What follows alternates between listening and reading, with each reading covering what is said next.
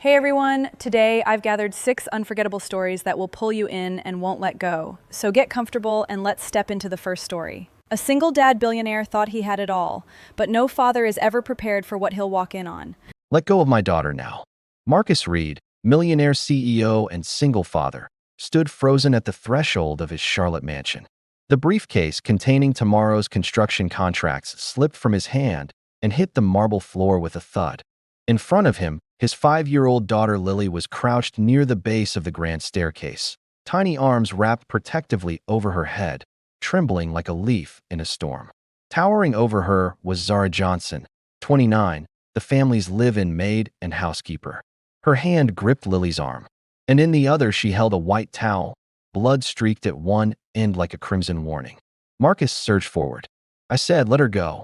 Startled, Zara released Lily immediately.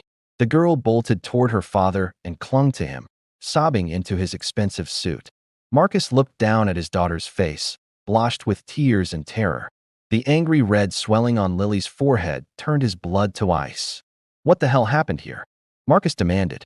Zara held up her hands defensively. Mr. Reed, please. She slipped in the bathroom.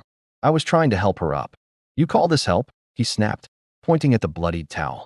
Then explain why my daughter looks like she's been thrown against a wall. I didn't hurt her, Zara said firmly, though her voice trembled. I would never hurt Lily. She panicked when she saw the blood. Marcus looked down at Lily. Sweetheart, what happened? Tell Daddy the truth. Lily's eyes darted nervously toward Zara, then back to her father. There was a long pause. Then she whispered, barely audible, she hit me. She what? Lily clung tighter. She got mad because I dropped the vase. Mommy's vase. She hit me with the towel. No, Zara gasped, her face going pale. That's not true, Lily. Baby, why would you say that? Marcus raised a hand to silence her. Get out of my sight. If you so much as breathe near her again, I didn't do this, Mr. Reed. I love that girl. But Marcus ignored her protests. Lily, we're going to the hospital. Now. Presbyterian Medical Center's pediatric ward was quiet and cold. Dr. Chin approached with a grave expression. Mr. Reed? No signs of concussion, which is good news. However, the bruising on her arms is not consistent with a single fall. Some of these marks are at least 48 hours old. Marcus's jaw clenched. She's been with the maid the whole time I was at work. There's also a wrist abrasion that appears consistent with restraint. We're filing a report. Child Protective Services will be notified. Marcus looked down at Lily, who stared off blankly. You did good telling the truth, sweetheart. Lily said nothing, but her small fingers tightened around his hand. Back at the mansion, Marcus paced the kitchen while Zara stood near the entrance, looking vulnerable. You hurt my daughter, he stated flatly. No, I didn't, Zara replied steadily. And deep down, you know Lily is lying. Don't you dare call my daughter a liar. I'm not calling her a liar. I'm saying she's scared. Kids say things when they're afraid, Mr. Reed. Exactly. She was afraid of you. Zara's voice grew firmer. She was afraid of you, Mr. Reed. Marcus froze. What did you say? Ask yourself, why would a child lie about something this serious unless she feared your reaction more than the truth? She dropped Elena's vase. She panicked because she knew you'd be devastated. She's been missing you. You've been working 16-hour days. Marcus felt something crack inside his chest. So now this is my fault. I didn't say that. But I know Lily better than anyone except you.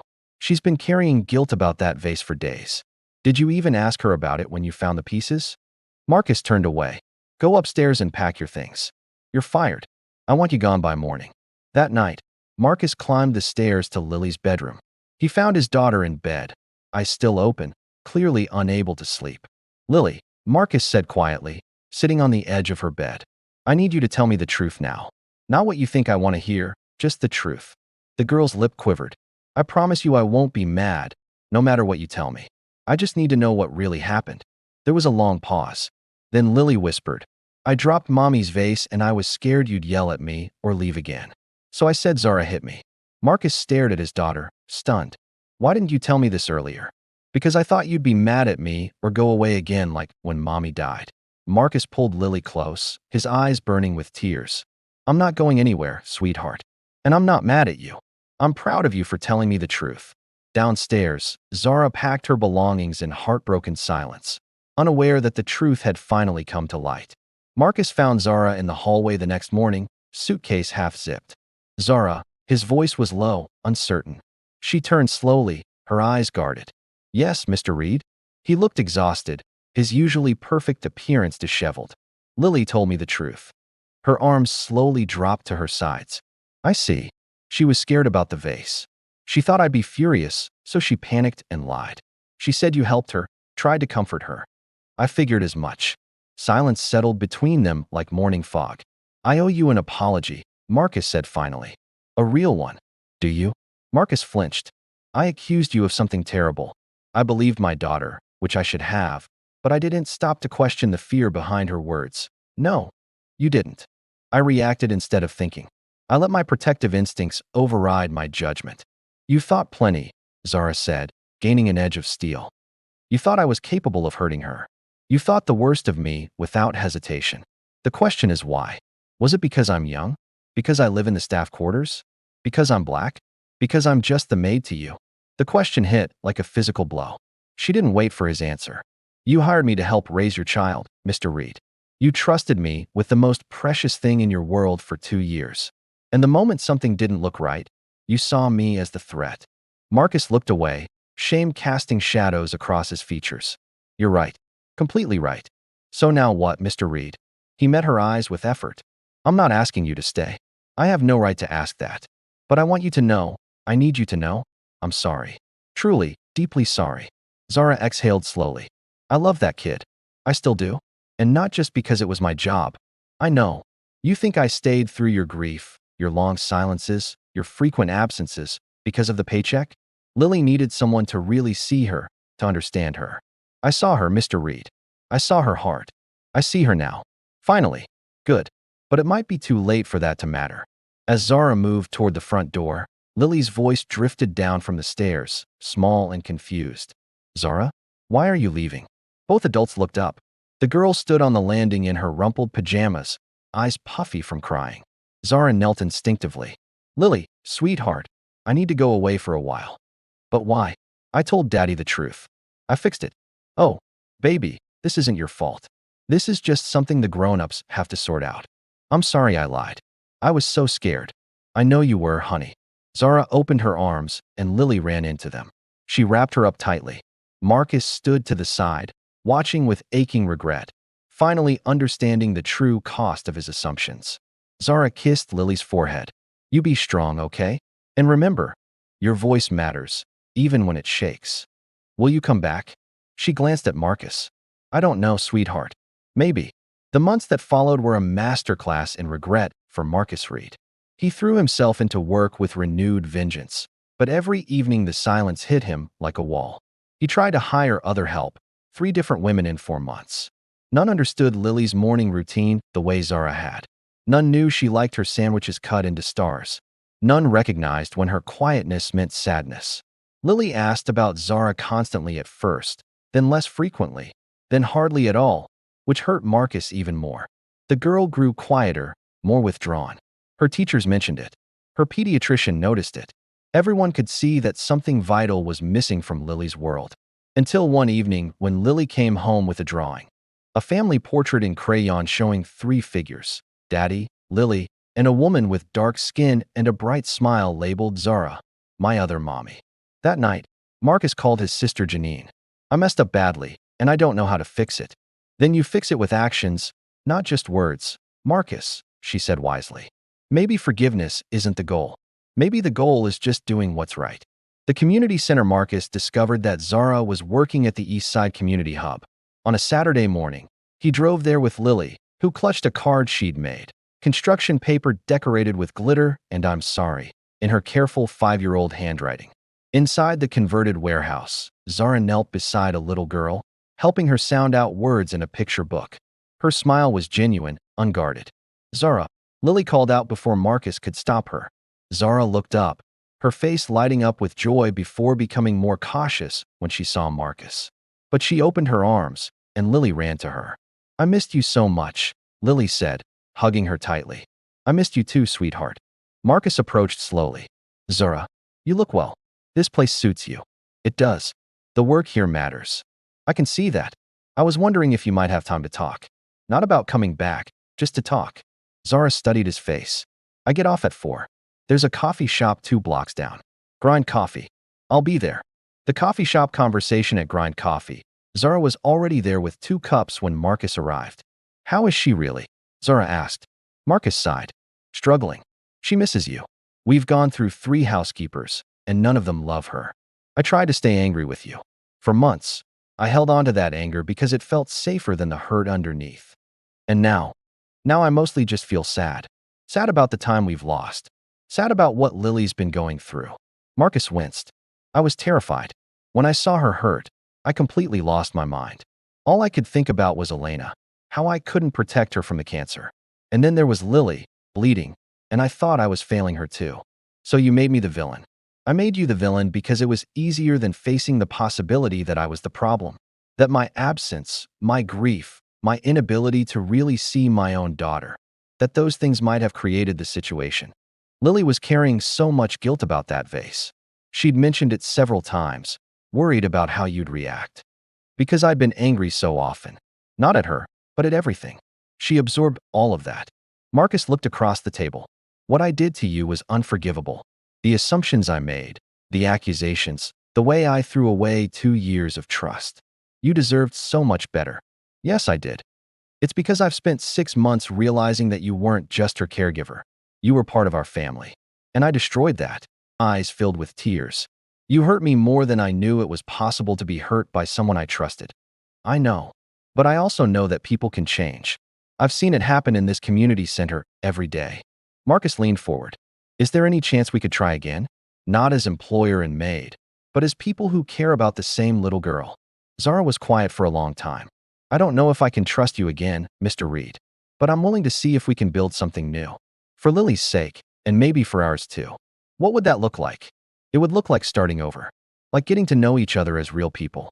Like you understanding that if I come back into Lily's life, it's not as your employee, it's as someone who loves her. I understand. And it would look like you doing the work to figure out why you were so quick to see me as the enemy. Marcus nodded. I've already started therapy. Because I realized that Lily deserves better from me. And so did you. Over the following months, Zara began spending Saturday afternoons at the mansion, not as a housekeeper, but as Lily's friend. She and Marcus shared responsibilities and decisions about Lily's care. You're different now, Zara observed one evening. More present, more aware. Before, you were always thinking about the next meeting. Now you actually listen when Lily talks. Therapy helps. But losing the trust between us, that was a wake-up call I couldn't ignore. As autumn arrived, Marcus made a surprising decision. He asked Zara if she'd consider moving back, not as a maid, but as a co-guardian for Lily. What exactly are you asking? I'm asking if you'd be willing to be Lily's second parent. Officially. Legally, if you want. Are you talking about adoption? I'm talking about family. Real family. The kind you choose. Zara looked toward the living room where Lily was building with Legos. I need to think about it. And I need to know that this isn't just about convenient childcare. Because I won't be anyone's backup plan ever again. Marcus met her eyes. It's not about convenience, Zara. It's about love. I love that little girl more than my own life, and I know you do too. And maybe it's also about the fact that I've fallen in love with who you are and who we become when we read together. Zara stood up, pacing to the window. Marcus, I need you to understand something. If we do this, if we become a family, there will be people who have opinions. People who think a black woman doesn't belong in a mansion in Charlotte's wealthiest neighborhood. I know, and I'm ready to face that. Are you? Because it won't just be strangers. It'll be people you do business with, people from Lily's school. Marcus turned to face her. Zara, I've spent the last 8 months learning what really matters. It's not what people think. It's home, it's family, it's love that's worth fighting for. And if choosing us means losing some of those business relationships, then they weren't worth having in the first place. The answer 2 weeks later, Zara appeared in the kitchen carrying a manila envelope. What's that?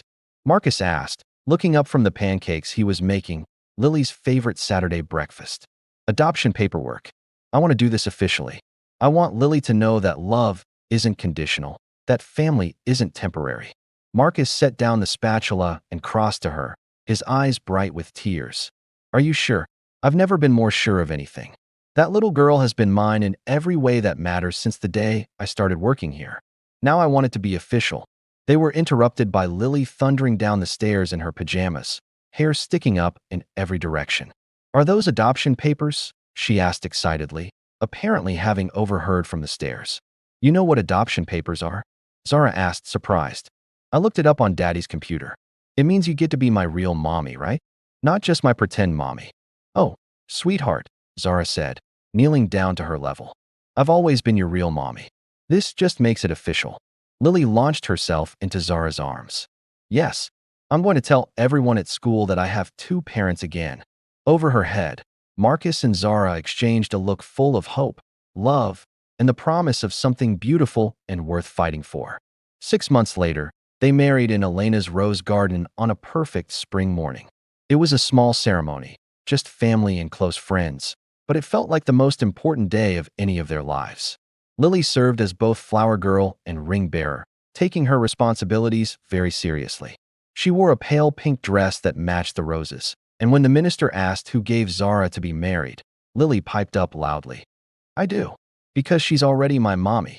The laughter that rippled through the small gathering was warm and genuine. Marcus wiped away tears as he watched his daughter beam with pride. "Do you, Marcus Reed, take Zara Johnson to be your lawfully wedded wife?" the minister asked. "I do," Marcus said, his voice strong and certain. "I take her to be my partner, my equal, the mother of my child, and the love of my life." When they kissed, Lily cheered so loudly that the neighbors' dogs started barking, which only made everyone laugh harder. At the reception in their backyard, Marcus gave a toast that left no dry eyes. "2 years ago, I was a broken man who thought he knew everything about family, about trust, about love. I was wrong about all of it. Zara didn't just heal our family. She taught us what family really means. She showed us that love isn't about perfection. It's about showing up every day, even when it's hard." He looked at his new wife, radiant in her simple white dress. "Zara, you saved us. Not just Lily, not just me, but the idea of us. You made us whole again." Zara's response was equally heartfelt. "Marcus, you gave me the greatest gift anyone could give, the chance to be Lily's mother. And Lily, my sweet girl, you taught me that families aren't born, they're chosen. We chose each other, and that makes us unbreakable." Their happiness was tested 6 months after the wedding when an anonymous letter arrived, slipped under their front door while they were having breakfast. Playing house with the help doesn't make it real. Some people know what you really are. Marcus stared at the words, his jaw tightening. Zara looked over his shoulder and sighed. "How many does that make this month?" she asked calmly. "3, Marcus replied. "Should we involve the police?" "Not yet, as long as they're just words." She shrugged, but he could see the tension in her shoulders. The letters had started appearing after their wedding announcement made the Charlotte Observer's Society pages. Anonymous, cowardly, designed to chip away at their confidence. That afternoon, Marcus received a call from Lily's school principal. "There was an incident during lunch," Mrs. Patterson explained.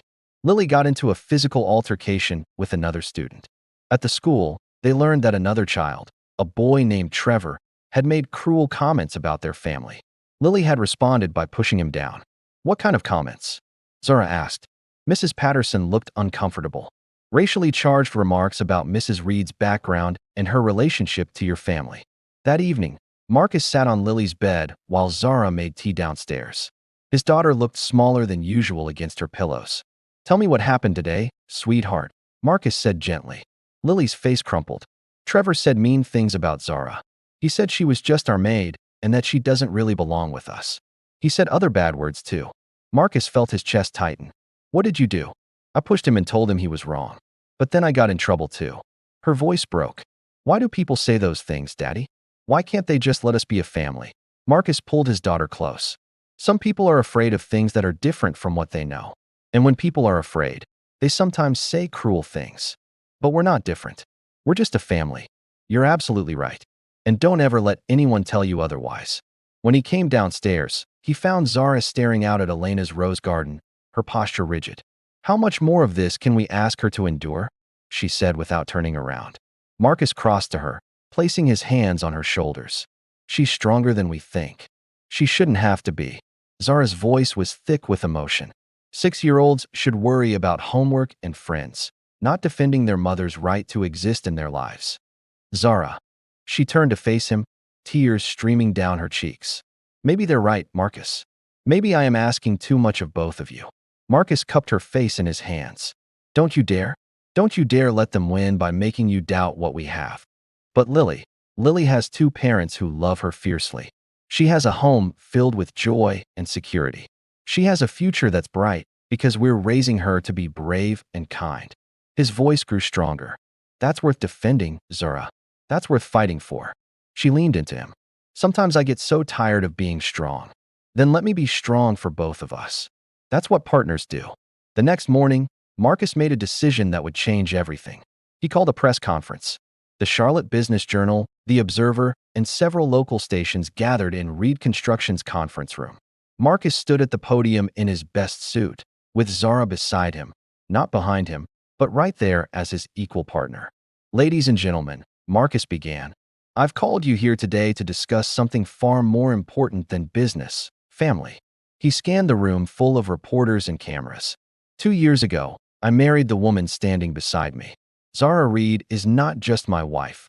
She's the mother of my daughter, the co-founder of our community outreach programs, and one of the most remarkable people I've ever known. She also happens to be a Black woman who was once employed as our housekeeper. A murmur went through the room. Some people seem to have a problem with our love story. They send anonymous letters. They whisper at school functions. They make cruel comments that reach the ears of our 6-year-old daughter. Yesterday, my child was forced to physically defend her mother's honor on a playground. Zara squeezed his hand, lending him strength. So let me be crystal clear, Marcus said, his voice rising. Zara Reed is not the help. She's not some gold digger or social climber. She's a woman who transformed our lives with her grace, intelligence, and boundless capacity for love. He turned to look at Zara, love evident in his expression. We didn't choose an easy path. Interracial families in the South still face challenges that shouldn't exist. But we chose each other, and we chose love, and we chose to build something beautiful together. Marcus faced the cameras again. To those who have a problem with our family, your opinions are noted and rejected. To those who would teach children to hate what they don't understand, shame on you. And to anyone listening who thinks love has to look a certain way, you're wrong. The questions came fast after that. About their relationship timeline, about the adoption process, about how they handled racial dynamics. Marcus and Zara answered with honesty, dignity, and unwavering unity. The story went viral within hours. The reaction was immediate and polarized. Social media exploded with both criticism and overwhelming support. The Reed family story became a flashpoint in conversations about race, class, and modern family structures. But the most meaningful response came from an unexpected source. 3 weeks after the press conference, Zara opened the door to find a delegation of women on her front steps. Black women, white women, Latino women, Asian women, all holding flowers and handwritten notes. Mrs. Reed? I'm Dr. Patricia Williams from Johnson C. Smith University. We're here because your courage gave us courage. They explained that they were forming the Charlotte Family Alliance, a support network for interracial families, adoptive families, and anyone facing discrimination based on their family structure. We've all been isolated, explained Maria Santos, a Latino woman married to a white man. Facing the comments, the stares, the questions about whether our children really belong to us. Your willingness to speak publicly showed us we don't have to face this alone. Within 6 months, the Alliance had 200 member families. Zara became the unofficial spokesperson, using her story to help others navigate similar challenges. The auditorium at Johnson C. Smith University was packed for Zara's commencement address. She stood at the podium, looking out at hundreds of graduating students and their families. Marcus sat in the front row with Lily, now 8 and confident beyond her years, proudly watching his wife command the attention and respect of everyone present. 5 years ago, Zara began, I stood in a courthouse defending my right to speak my truth. Today, I stand before you celebrating the power of that truth to create change. She talked about the Charlotte Family Alliance, which now serves families across 3 states. She discussed the scholarship program they'd established for children from non-traditional families. She spoke about choosing love over fear again and again. Family, she concluded, isn't about who you start with. It's about who you choose to build with, day after day, through joy and challenge, through growth and change. It's about showing up for each other, especially when the world tells you that you don't belong together. The standing ovation lasted 5 minutes. After the ceremony, a young black woman approached their family. She was holding the hand of a white man and had a mixed-race toddler on her hip. "Mrs. Reed," she said, tears in her eyes, "thank you for showing us that our love story is valid too. Because of your courage, we didn't hide our engagement." Zara hugged her tightly. "Live your truth, honey. Live it loudly and proudly." As they walked back to their car, Lily skipping between her parents, Marcus reflected on the journey that had brought them here. "Any regrets?" he asked Zara, echoing a question from years past. She looked at their daughter, then at him, her eyes bright with love and satisfaction. "Only that it took us so long to get here. But maybe we needed every step of the journey to appreciate what we built." That night, as they tucked Lily into bed in the mansion that had once felt like a mausoleum and now rang with laughter and life, Marcus and Zara stood in the hallway looking at the photo gallery they'd created. Pictures of their wedding day, Lily's adoption ceremony, family vacations, birthday parties, quiet moments, public triumphs. A visual history of a love that had overcome fear, prejudice, and doubt to create something unbreakable. "What's next?" Zara asked, leaning against his shoulder. "Whatever comes," Marcus replied, pulling his wife close. "As long as we face it together." Outside, Charlotte's lights twinkled like stars, and inside their home, love had won. It had always been enough. Now it was everything, and more than they had ever dared to dream. They had built a family that no one could tear down. Not fear, not prejudice, not the opinions of others. They belonged to each other now, and that was enough. It was everything. What did you think of the story? Drop your thoughts and emoji icon of how you felt in the comment below. It's your turn to share your story. That was unforgettable. But the next story takes things to a whole new level. A billionaire CEO says, "Beat me in chess, I'll marry you." A janitor's quiet confidence and reply stuns everyone. Ready to be surprised? Let's dive in. Victoria Sterling had destroyed 12 companies, built a tech empire worth $8 billion, and crushed every opponent who dared challenge her, except one. The janitor cleaning her conference room windows 52 floors above Seattle's financial district was about to become the exception that changed everything. She didn't know his name, didn't know that Marcus Rivera had once been chess royalty, a prodigy who'd walked away from international championships to save his dying daughter. Didn't know that the calloused hands now wiping down her mahogany table had once moved pieces with the precision of a surgeon and the killer instinct of a predator. All Victoria knew was that she was drunk on her latest acquisition, a $100 million company absorbed in a hostile takeover that morning, and feeling invincible in the way that only came from absolute victory. Before we dive in, let me know where you are tuning in from today. I'd love to know how far this story travels. Now, let's get back to the story. The janitor was older than she'd initially thought, maybe 40, with the kind of quiet competence that made him invisible in her world of power suits and corporate warfare. But his dark eyes held an intelligence that seemed oddly familiar, like looking into a mirror that reflected something she'd lost years ago. "Interesting position," he said quietly, his voice carrying unexpected authority. "Capablanca versus Marshall, 1909. You're analyzing the game that changed chess theory forever." Victoria's fingers froze over her keyboard.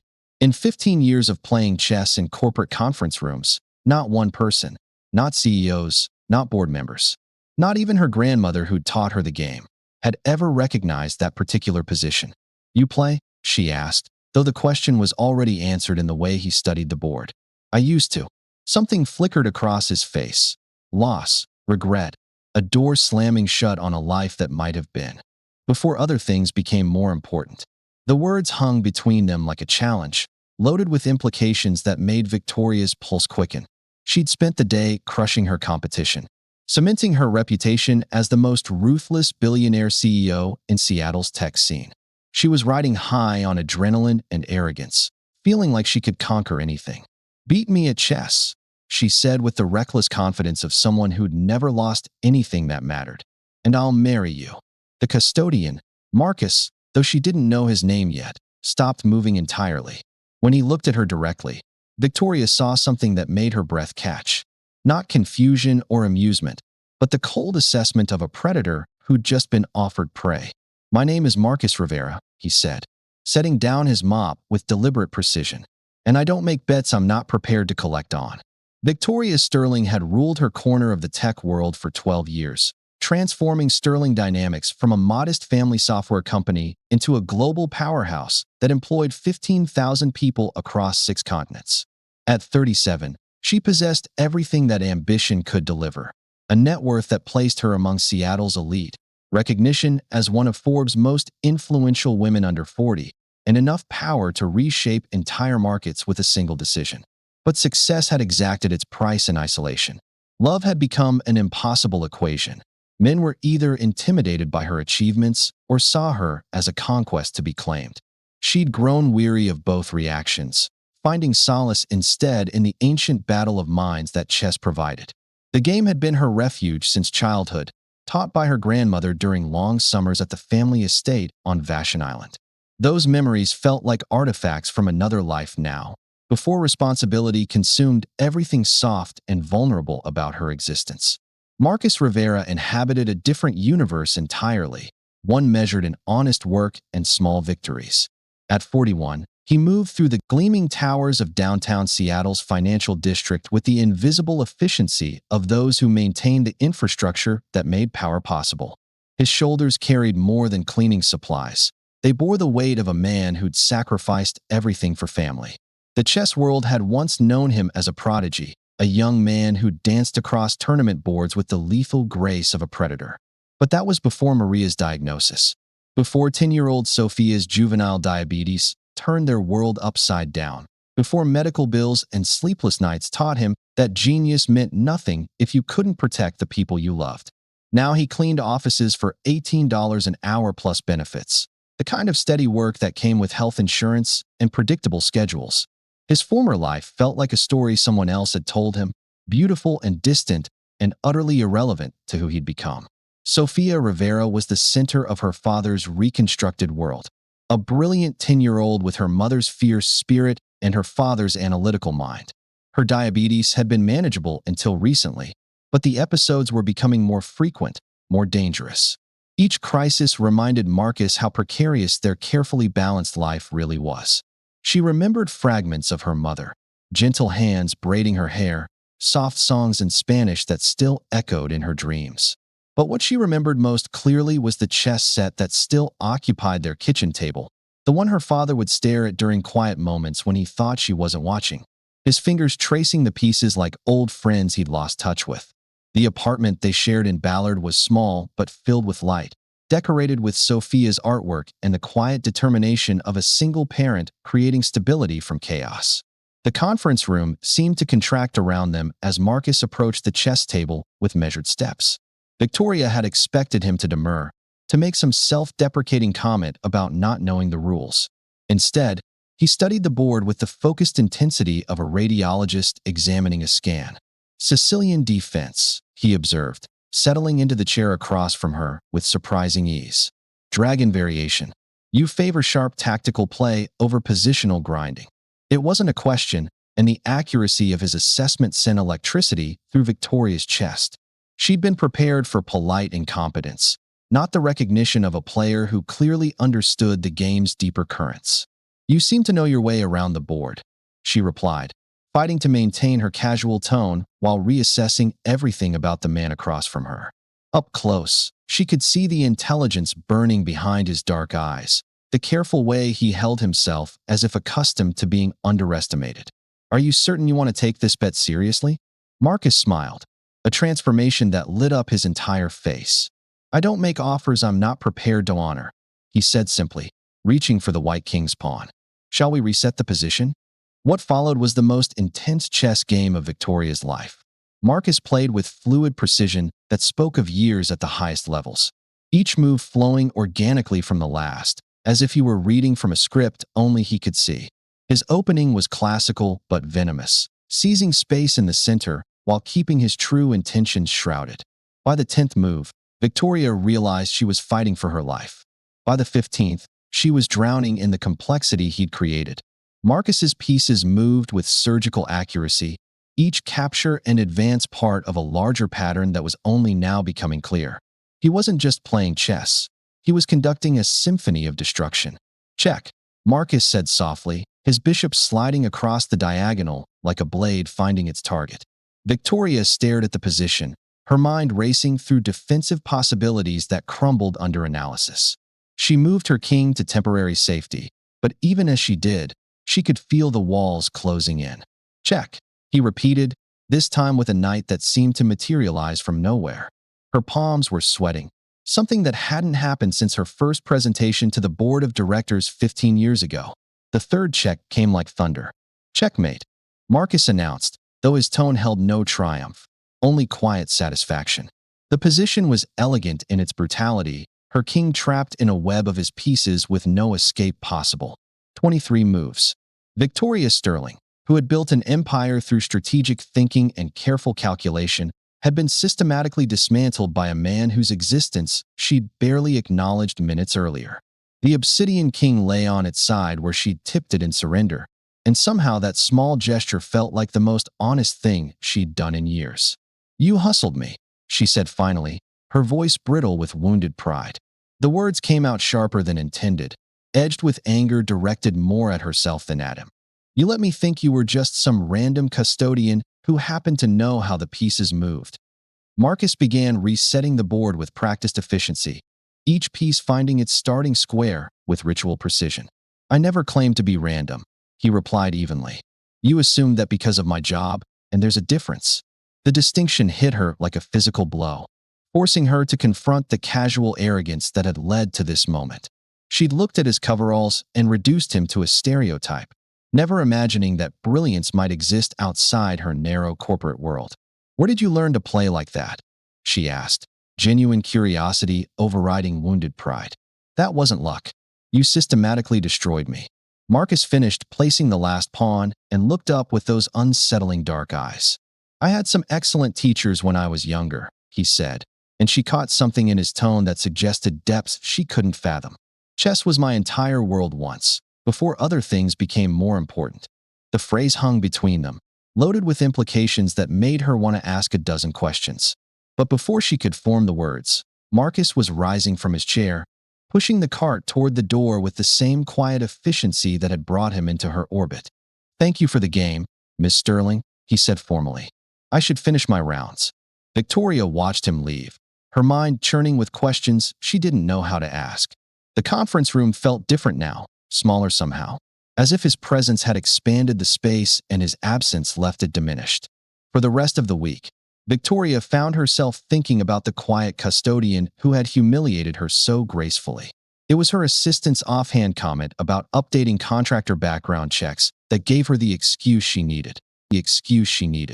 Employee verification was standard corporate security, she told herself, even as she pulled up Marcus Rivera's file late one Thursday evening. What she found there made her lean back in her chair as if she'd been struck.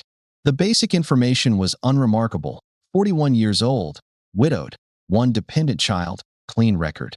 But buried in the employment history was a single line that changed everything. Her hands trembled as she cross-referenced that rating with official databases. The numbers told a story that left her breathless with disbelief. Marcus Rivera hadn't just been a professional player. He'd been a genuine prodigy, a teenager who dominated national circuits in the early 2000s. Tournament reports from 20 years ago described him as brilliant and fearless, a tactical genius with intuitive understanding of complex positions. International master at 17, barely missing his grandmaster norms due to family tragedy that pulled him away from competitive play just as he was reaching his peak. The mystery was solved in a death certificate she found through public records. Maria Elena Rivera, age 31, pancreatic cancer, survived by husband Marcus and daughter Sophia. The date was 8 years ago, which meant he'd been caring for a terminally ill wife and a toddler when he'd walked away from professional chess forever. The sacrifice was staggering in its completeness.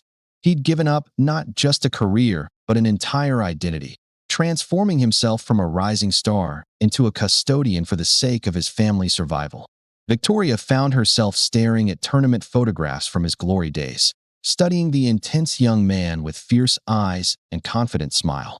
That version of Marcus Rivera had inhabited a world of international travel and corporate sponsorships, magazine interviews and appearance fees that could have set him up for life. He'd traded all of it for health insurance and a steady paycheck, becoming invisible so his daughter could live. The weight of her earlier dismissiveness settled on her like physical burden. She'd looked at his work clothes and assumed he was intellectually beneath her, never imagining he'd sacrificed more than she'd ever achieved. The man who had beaten her so effortlessly had been playing chess at the highest levels when she was still learning to read quarterly reports. More than that, he'd given up greatness for love, something she'd never understood because she'd never loved anyone more than she loved success. The next morning found Victoria distracted and restless, unable to focus on the meetings that normally consumed her attention. She'd planned to seek Marcus out directly, to apologize for her assumptions and perhaps challenge him to another game. But fate intervened in the form of a medical emergency that would strip away the last of her pretenses. She was leaving the building around 7 when she heard commotion in the parking garage, a man's voice tight with panic. It sounded like an emergency dispatcher. Following the sound, she found Marcus kneeling beside a small girl who was struggling to remain conscious, her skin pale and clammy, her breathing shallow. "Sophia, stay with me, baby," Marcus was saying, his voice steady despite the fear radiating from every line of his body. "The ambulance is coming. Daddy's right here." In his hand was a glucose meter showing dangerously low numbers, and Victoria could see the desperation in his movements as he tried to get his daughter to drink from a juice box with hands that shook too much to be steady. Without thinking, Victoria dropped her briefcase and pulled out her phone. "This is Victoria Sterling," she said to the emergency operator in the voice that had commanded boardrooms for over a decade. "I need an ambulance at Meridian Tower parking garage immediately. We have a child in severe diabetic distress, and I'm authorizing the use of my company's helicopter pad for emergency medical transport if necessary." The next 2 hours passed in a blur of paramedics and glucose drips, of Marcus's ashen face as he climbed into the ambulance beside his daughter's gurney, of Victoria following in her own car because leaving felt impossible. At the hospital, she found herself simultaneously essential and utterly useless. Her insurance information and emergency authorizations smoothed Sophia's path through triage, but she could only watch helplessly as Marcus disappeared behind pediatric emergency department doors. She waited in the family lounge, surrounded by the particular mixture of hope and despair that hospitals cultivated, checking her phone every few minutes for updates she knew wouldn't come. When Marcus finally emerged 4 hours later, his face was drawn with exhaustion but no longer shadowed by panic. Sophia was stable, he reported, responding well to the 4 glucose, likely to be discharged in the morning if her levels remained steady. "Thank you," he said simply, and she could see in his eyes that he understood exactly what her intervention had meant. They spent the following week finding excuses to encounter each other, casual meetings that felt anything but accidental. Victoria began taking coffee breaks in the building's lobby during Marcus's afternoon shift, ostensibly reviewing reports, but really hoping to catch glimpses of him as he worked. He, in turn, seemed to find reasons to clean the executive floors more frequently, their conversations developing the easy rhythm of 2 people discovering they genuinely enjoyed each other's company. The change in Victoria was subtle but profound, noticed first by her assistant and then by senior partners who'd grown accustomed to her Arctic professional demeanor. She smiled more, laughed occasionally at meetings, seemed somehow more present instead of calculating 3 moves ahead. For Marcus, the friendship represented a different kind of revelation. He'd grown so accustomed to being invisible, to having his intelligence dismissed or ignored, that Victoria's genuine interest in his thoughts felt like stepping into sunlight after years in shadow. Sophia, for her part, had begun asking questions about Daddy's friend from work, the pretty lady, who'd helped at the hospital and who somehow made her father's face soften when he mentioned her. Children had intuitive understanding of their parents' emotional weather, and Sophia could sense the subtle shift in Marcus's daily mood. The 3 of them began spending time together outside sterile office buildings and medical facilities. Saturday afternoon trips to Pike Place Market where Sophia could explore while the adults talked. Casual dinners at family restaurants where Victoria marveled at the easy intimacy between movie nights at Marcus's modest apartment where she learned to navigate the complex negotiations required to find films suitable for a 10-year-old. He genuinely enjoyed Sophia's company, finding in the child's bright curiosity something she'd forgotten she was missing. Sophia, in turn, was fascinated by this elegant woman who dressed like royalty but talked to her like an equal, who knew about corporate boardrooms but also remembered what it was like to be 10 years old and full of questions. The growing closeness between them felt natural and inevitable, like the organic development of a chess position where every move flowed logically from the last. But their private happiness was about to collide with public scrutiny that came with Victoria's prominence, setting in motion events that would test the foundation of everything they were building together. The video appeared on the company's internal social platform on a Tuesday morning, posted by James Chun, a junior analyst who'd been working late the previous week. The footage was grainy, shot through the conference room's glass wall on his phone, but the audio was clear enough. Victoria's voice making her reckless offer, Marcus's measured response, the intensity of their chess game compressed into 90 seconds of corporate drama. The caption read, "When the billionaire CEO promises to marry the janitor if he beats her at chess, and he actually does it in 23 moves. Think this is legally binding." The post was tagged with laughing emojis and shared across departments with viral enthusiasm that only workplace gossip could generate. By noon, the video had been viewed by half the company and forwarded to dozens of personal accounts. The comment thread grew like a malignant tumor, filled with speculation about Victoria's personal life, jokes about office romances, and increasingly pointed questions about whether company policy had been violated. Victoria first learned about the video when her assistant knocked on her office door with an expression suggesting incoming disaster. "Ms. Sterling, we have a situation," Jennifer began carefully. "There's a video circulating on the company platform. It shows you playing chess with one of the maintenance staff. The content is generating discussion."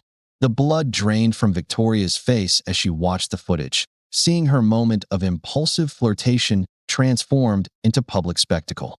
The comments were worse than the video itself, a toxic mixture of sexism and classism that reduced her to a caricature and dismissed Marcus as a gold digger. Her phone rang constantly throughout the afternoon. Board members expressing concern about corporate image. Business partners making carefully worded inquiries about her judgment. Reporters hoping to transform workplace gossip into a story about executive impropriety.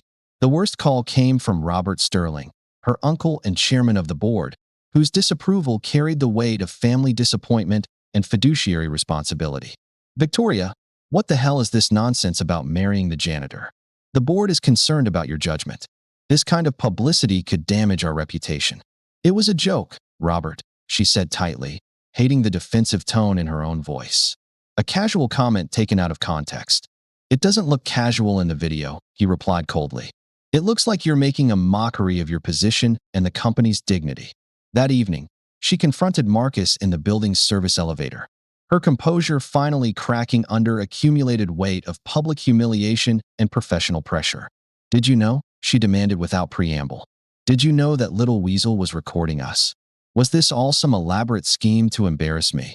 Marcus's face went carefully blank, the expression of someone who'd learned to weather accusations without fighting back. "No," he said simply. "I didn't know anyone was recording. I don't want anything from you except your friendship, which I'm apparently about to lose." "My friendship?" The words came out sharper than intended, edged with cruelty that came from lashing out at the person closest to the source of pain. "Is that what you call it when you humiliate someone in front of their entire company?" "I never hustled you," Marcus replied quietly. "I played chess the same way I've played it for 20 years. You offered something you didn't mean, and I won a game you didn't expect to lose. That's not a con. It's just what happened." The reasonableness of his response only inflamed her anger further. "Right? The noble janitor who's too pure to take advantage. You must be laughing at all of us." Something flickered in Marcus's eyes, the first crack in his carefully maintained composure. "You want to know what I'm laughing at? I'm laughing at myself for thinking you were different, for believing that someone who built an empire might understand what it means to sacrifice everything for the people you love. But you're just like the rest of them. Everything's a transaction. Everyone's got an angle." The elevator reached the ground floor and opened with a mechanical ding that sounded like a death knell. Marcus stepped out without looking back, leaving Victoria alone with the echo of his words and the growing realization that she'd just destroyed the best thing that had happened to her in years. The next few days passed in a blur of damage control and crisis management. The video was removed from the company platform but had already been copied and shared across social media, taking on a life of its own beyond corporate gossip. Victoria threw herself into work with renewed intensity, staying late to avoid sympathetic looks from her staff and speculative whispers that followed her through the halls. She didn't see Marcus again until the following Thursday, when Sophia's diabetes struck with a viciousness that sent them racing back to the emergency room. The call came to her office at 3 in the afternoon, Marcus's voice tight with controlled panic, asking if her insurance authorization was still valid, if she could help them navigate the system one more time. Victoria was in her car before he finished speaking, driving through Seattle traffic with single-minded focus of someone who'd finally identified what actually mattered. She found them in the pediatric ward, Sophia hooked to monitors and looking impossibly small in the hospital bed, Marcus holding her hand while trying to read her a story as she drifted in and out of consciousness. The sight of his tears, silent, desperate, utterly unguarded, hit her like a physical blow. This was what real fear looked like, what genuine love demanded, what it meant to have someone else's life matter more than your own pride. Standing in that sterile room, watching a father's heart break over his daughter's struggle, Victoria finally understood the magnitude of her own selfishness. She stayed through the night, not because her presence was needed, but because leaving felt impossible. Sophia's condition stabilized around dawn, her glucose levels climbing back into safe territory, color returning to her lips as medications did their work. But the crisis had revealed something that couldn't be medicated away. The little girl was getting worse, her episodes more frequent and severe, her small body losing the battle against a condition that no amount of love could cure. The doctor wants to discuss more aggressive treatment options, Marcus said quietly as they sat in the family lounge, both exhausted beyond the point of maintaining social pretenses. Experimental therapies, specialists in other cities. The kind of care that costs more than I make in 10 years. Victoria wanted to offer money, to write checks that would solve the immediate problem, but she could see in his face that charity would only drive him further away. "What can I do?" she asked instead. "Nothing," he said without bitterness. "This isn't a problem you can fix, Victoria. Some things just are what they are." The acceptance in his voice made her chest ache with unshed tears. She'd spent her entire adult life believing every problem had a solution, that enough money or influence could overcome any obstacle. But here was a man she cared about, facing a situation that couldn't be managed or negotiated away. "I'm sorry," she said finally, the words carrying years of accumulated regret. "For what I said in the elevator, for assuming the worst about you, for being exactly the kind of person you thought I was." Marcus looked at her with those dark eyes that saw too much. "You were scared," he said simply. "People say things they don't mean when they're scared. Do you forgive me?" "There's nothing to forgive.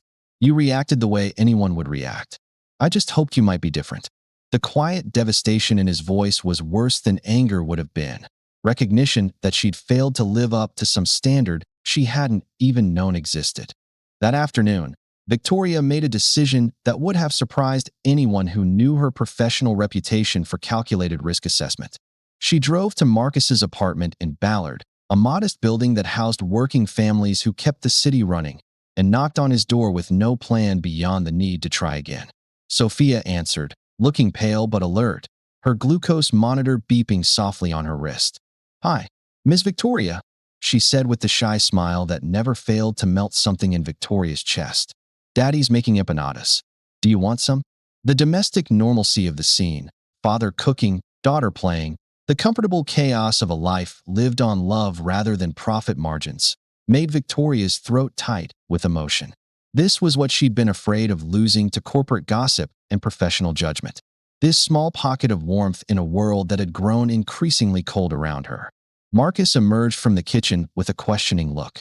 But Sophia had already taken Victoria's hand and was leading her to the table where the chess set still sat in its place of honor. "Daddy taught me some new moves," the little girl announced proudly. "Want to see?" What followed was the most important chess lesson of Victoria's life, though it had nothing to do with strategy or tactics. Sophia played with unself-conscious joy, making moves that violated every principle of sound chess, but somehow captured the essence of what made the game beautiful. She narrated her thinking out loud, creating elaborate stories for the pieces, turning the ancient battle into a fairy tale where pawns were brave villagers and the queen was a protector who saved everyone. "You're not playing to win," Victoria observed, not critically, but with genuine curiosity. "Winning's not the fun part," Sophia replied seriously. "The fun part is all the things that happen before someone wins."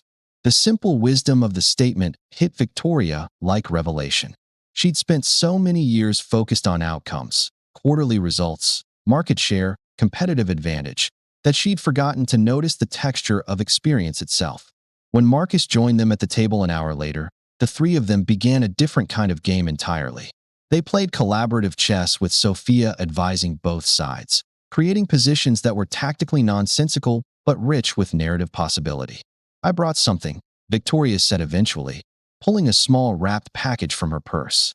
Inside was a chess set carved from beautiful cherry and maple, each piece a work of art that caught the afternoon light streaming through the apartment windows. "I thought Sophia might like her own set." Sophia's eyes went wide with delight as she lifted each piece, examining intricate details with the reverence of someone who understood she was holding something precious. "They're so beautiful," she whispered, tracing the carved mane of a knight with one small finger. "Are they really for me?" "They're really for you," Victoria confirmed, feeling warmth in her chest that had nothing to do with the child's gratitude and everything to do with the simple joy of giving without expectation of return. Marcus watched the exchange with an expression that cycled through surprise, appreciation, and something deeper that made Victoria's pulse quicken. "You didn't have to do that," he said quietly, but she could hear in his voice that he understood the gesture for what it was, not charity, but an offering, a bridge across the chasm her words had created between them. "I wanted to," she replied, meeting his eyes directly for the first time since the hospital. "I've been thinking about what you said, about sacrifice and what really matters. I think I've been playing the wrong game for a very long time." They talked as Sophia explored her new chess set, arranging pieces and patterns that pleased her artistic sensibilities rather than any strategic logic.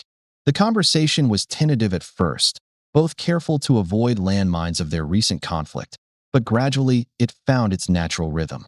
Marcus spoke about his plans for Sophia's care, the specialists he'd consulted, the delicate balance between hope and financial reality that governed their decisions. Victoria found herself opening up about the pressures of corporate leadership in ways she'd never done with anyone, the isolation that came with being responsible for thousands of jobs and billions in shareholder value. "The board is considering my position," she admitted, the words feeling strange in her mouth.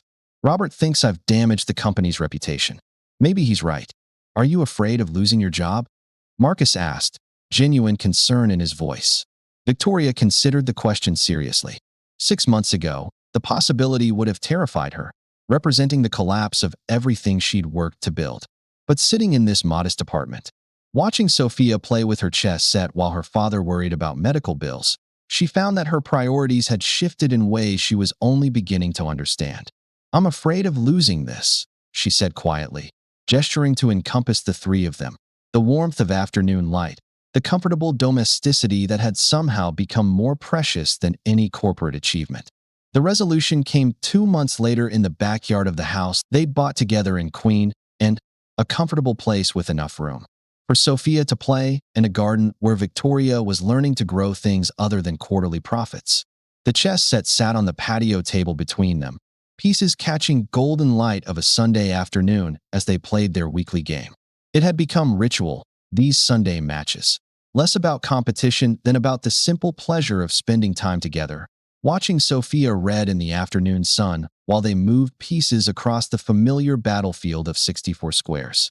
The transformation in all their lives had been gradual but profound, marked not by dramatic gestures, but by accumulation of small moments like this one.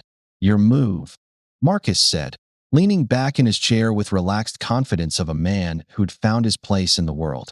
His face had lost the haunted quality that had marked it during Sophia's worst episodes, replaced by something that looked like contentment. The new medications were working. The specialists Victoria's connections had recommended were optimistic about Sophia's long-term prognosis, and for the first time in years, Marcus could imagine a future that extended beyond the next medical crisis. Victoria studied the board, not calculating 3 moves ahead, but simply enjoying the moment. The warm pressure of Sophia's head against her shoulder as the little girl read quietly in her lap. The position was complex but not critical, the kind of game where pleasure lay in playing rather than winning. "If I make this move," she said, indicating a knight that would fork his king and queen in a combination she'd been setting up for the last 10 moves, "and you respond the way I think you will, I might actually beat you for once." It was a running joke between them, her perpetual quest to defeat the man who'd checkmated her in 23 moves on their first encounter. She'd come close a few times, had even managed to secure draws, but Marcus's chess intuition remained as sharp as ever. "Might," Marcus agreed with a smile that made her heart skip the way it had on that first evening when he'd looked up from the reset board and she'd seen past his coveralls to the brilliant mind beneath.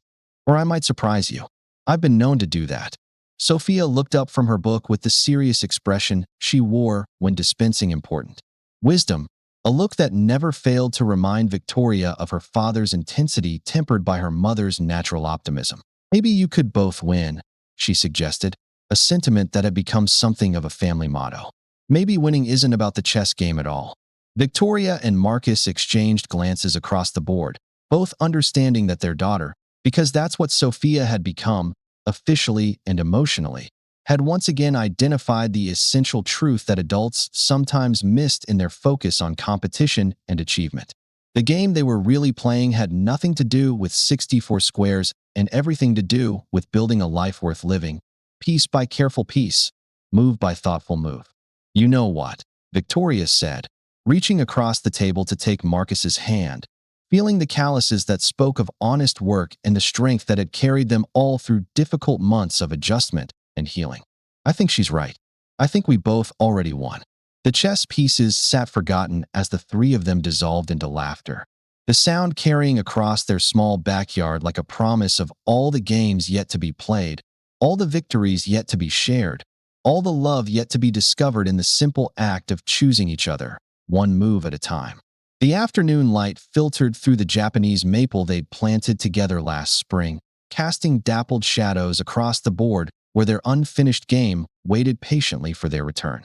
But for now, the real game, the one that mattered most, was already won, played out not in the movement of carved pieces across a checkered battlefield, but in the quiet moments of ordinary happiness that had become the true measure of their success. What did you think of the story? Drop your thoughts and emoji icon of how you felt in the comment below. It's your turn to share your story. Some stories stay with you and others change the way you see the world. Let's see where this next one takes us. Billionaire CEO's daughter sat alone at a cafe on her birthday, but a simple gesture of a single dad and his daughter changed her life. Is today your birthday? Sweetheart, we shouldn't bother people. Can we sing with you? The morning mist clung to the windows of Riverside Cafe in downtown Portland, creating a soft curtain between the warm interior and the bustling street outside. Coffee cups clinked against saucers, and the gentle hum of conversation filled the space like a familiar lullaby. Victoria Greenberg sat at her usual table by the large window, her blonde hair falling loose below her shoulders. The wheelchair she'd grown accustomed to over the past 18 months was positioned perfectly to catch the filtered sunlight. Before her sat a chocolate cake, decorated with delicate white icing, with candles, just another year marked in solitude. Before diving in, let me know where you are tuning in from today. I'd love to know how far this story travels. Now let's get back to the story. Today was her 29th birthday, and like so many days since the skiing accident that changed everything, she found herself alone. Her father, Richard Greenberg, was somewhere in Tokyo, closing another multi-billion-dollar deal. Her mother had passed 3 years ago from complications during surgery, leaving behind only memories and an empty penthouse that echoed with what used to be. Victoria was watching the candle light. She didn't expect company, hadn't for months. But sometimes the universe has other plans. "Excuse me, miss. Is today your birthday?" Victoria looked up to find a little black girl standing beside her table, her dark eyes bright with curiosity. She couldn't have been more than 5. In her small hands, she clutched a fluffy stuffed animal. "Zoe, sweetheart, we shouldn't bother people," came a gentle voice from behind her. A black man approached, tall, with kind eyes and the sort of presence that immediately put others at ease. His work shirt suggested he'd come from work, but his manner was refined, careful. He rested a protective hand on his daughter's shoulder. "But Daddy Marcus, she's all by herself on her birthday," Zoe insisted, looking between her father and Victoria with the earnest concern only children possess. Nobody should be alone on their birthday. Victoria felt something shift in her chest. Not quite hope, but something warmer than the numbness she'd grown used to. She managed a small smile. "Please," she said softly, I'd like the company." Marcus hesitated, studying Victoria's face for any sign of discomfort. Finding none, he nodded to Zoe, who immediately began pulling an empty chair closer to the table. "Can we sing to you?" Zoe asked, settling into her seat with the excitement of someone about to share the greatest gift imaginable. And so, they did. Zoe's voice rang out clear and joyful, while Marcus provided a steady, warm harmony. Other patrons turned to watch, smiling at the impromptu celebration. Victoria found herself overwhelmed by the simple beauty of it all. Strangers choosing kindness, a child's uninhibited love, the feeling of being seen after months of invisibility. When the song ended, tears tracked down Victoria's cheeks. Not tears of sadness, though those had been her constant companions, but tears of gratitude for this unexpected moment of grace. "Thank you," she whispered, her voice thick with emotion. "That was the most beautiful gift I could have received." Zoe beamed, reaching across to pat Victoria's hand with the gentle seriousness of an old soul. "Everybody deserves birthday songs," she declared. "It's like giving somebody a hug with music." Marcus smiled at his daughter's wisdom, then looked at Victoria with understanding in his eyes. No questions about the wheelchair, no awkward sympathy, just acceptance and warmth. They spent the next hour together, sharing cake and conversation. Victoria learned that Marcus was a project manager for a sustainable construction company, raising Zoe alone since her mother died in a car accident 2 years prior. Zoe learned that Victoria liked to paint, though she struggled with it now, and that her favorite color was the same shade of blue as the sky after a storm. When it was time to leave, Zoe hugged Victoria goodbye, whispering, "Will we see you again?"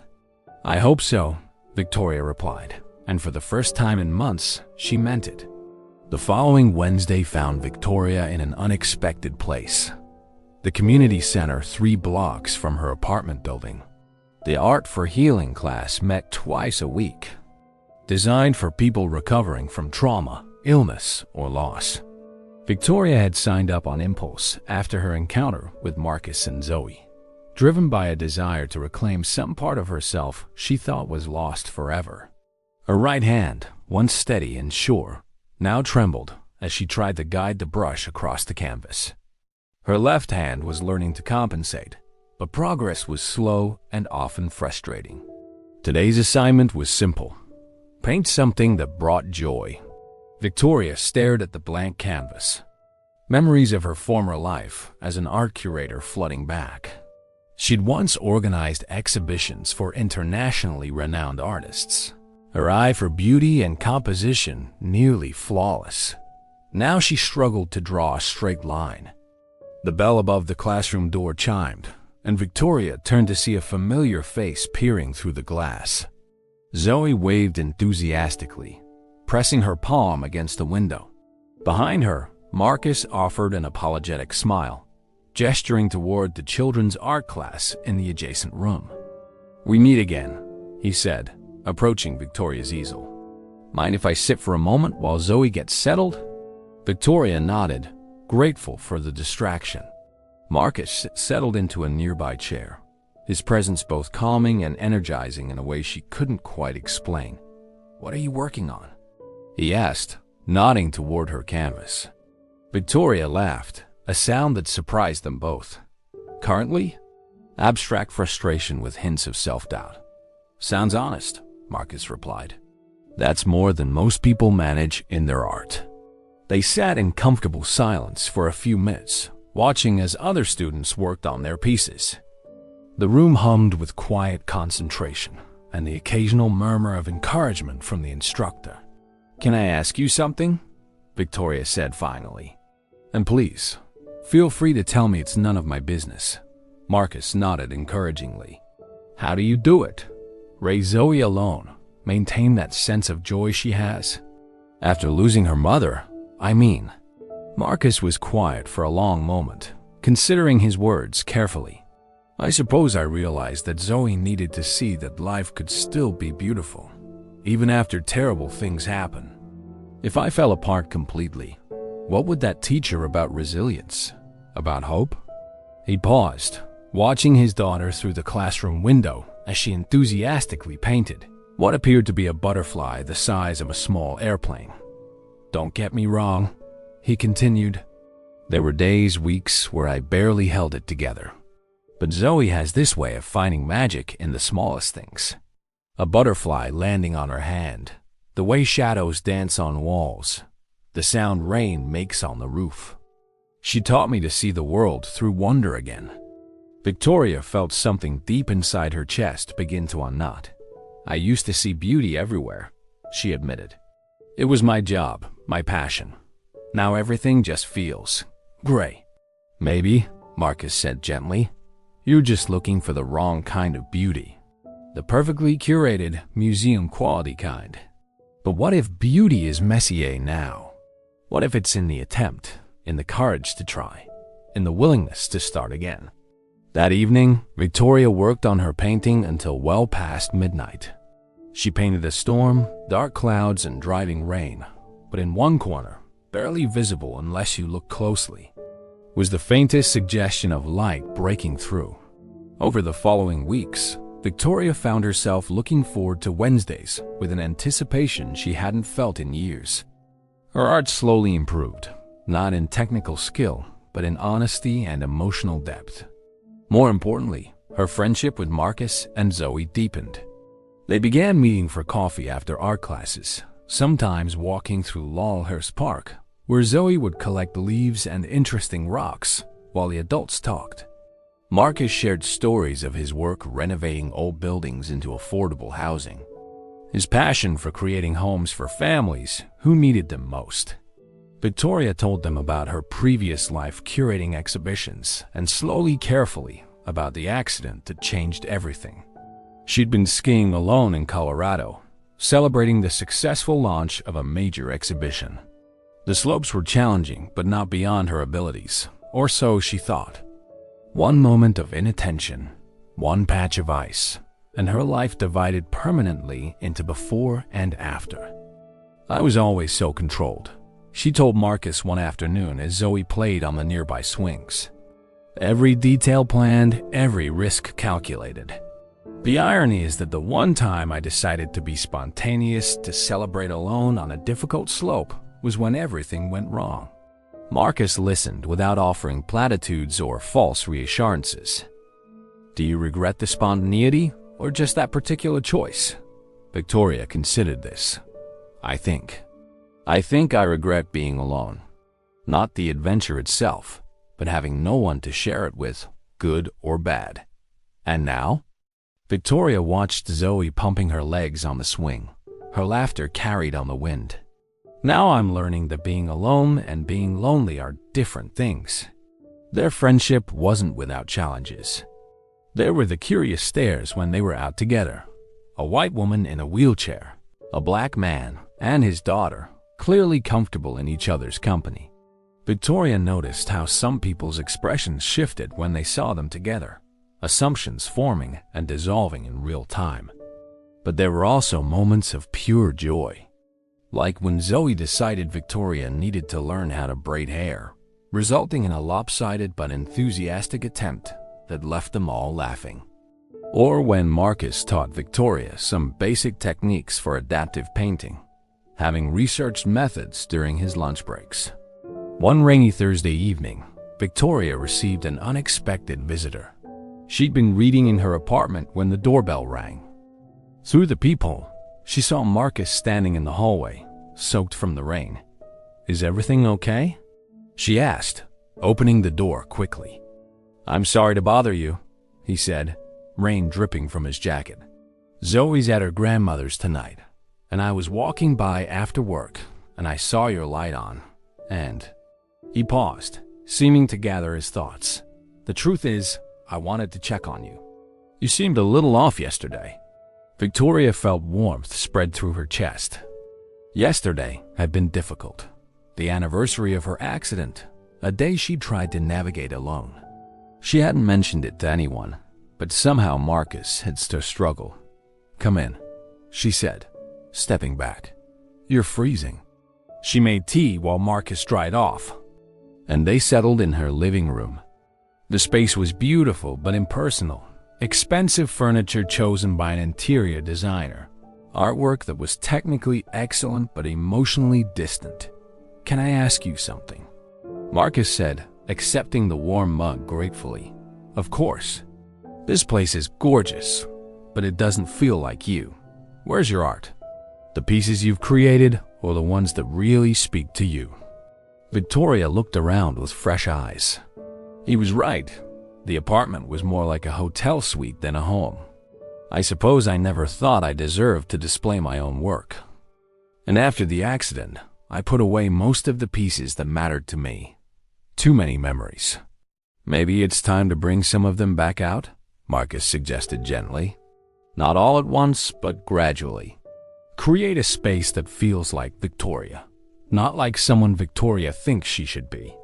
That night, after Marcus left, Victoria went to her storage closet and pulled out a box she hadn't opened in over a year. Inside were paintings she'd collected over the years. Not expensive pieces, but ones that had moved her. A watercolor of children playing in the rain, purchased from a street artist in Paris.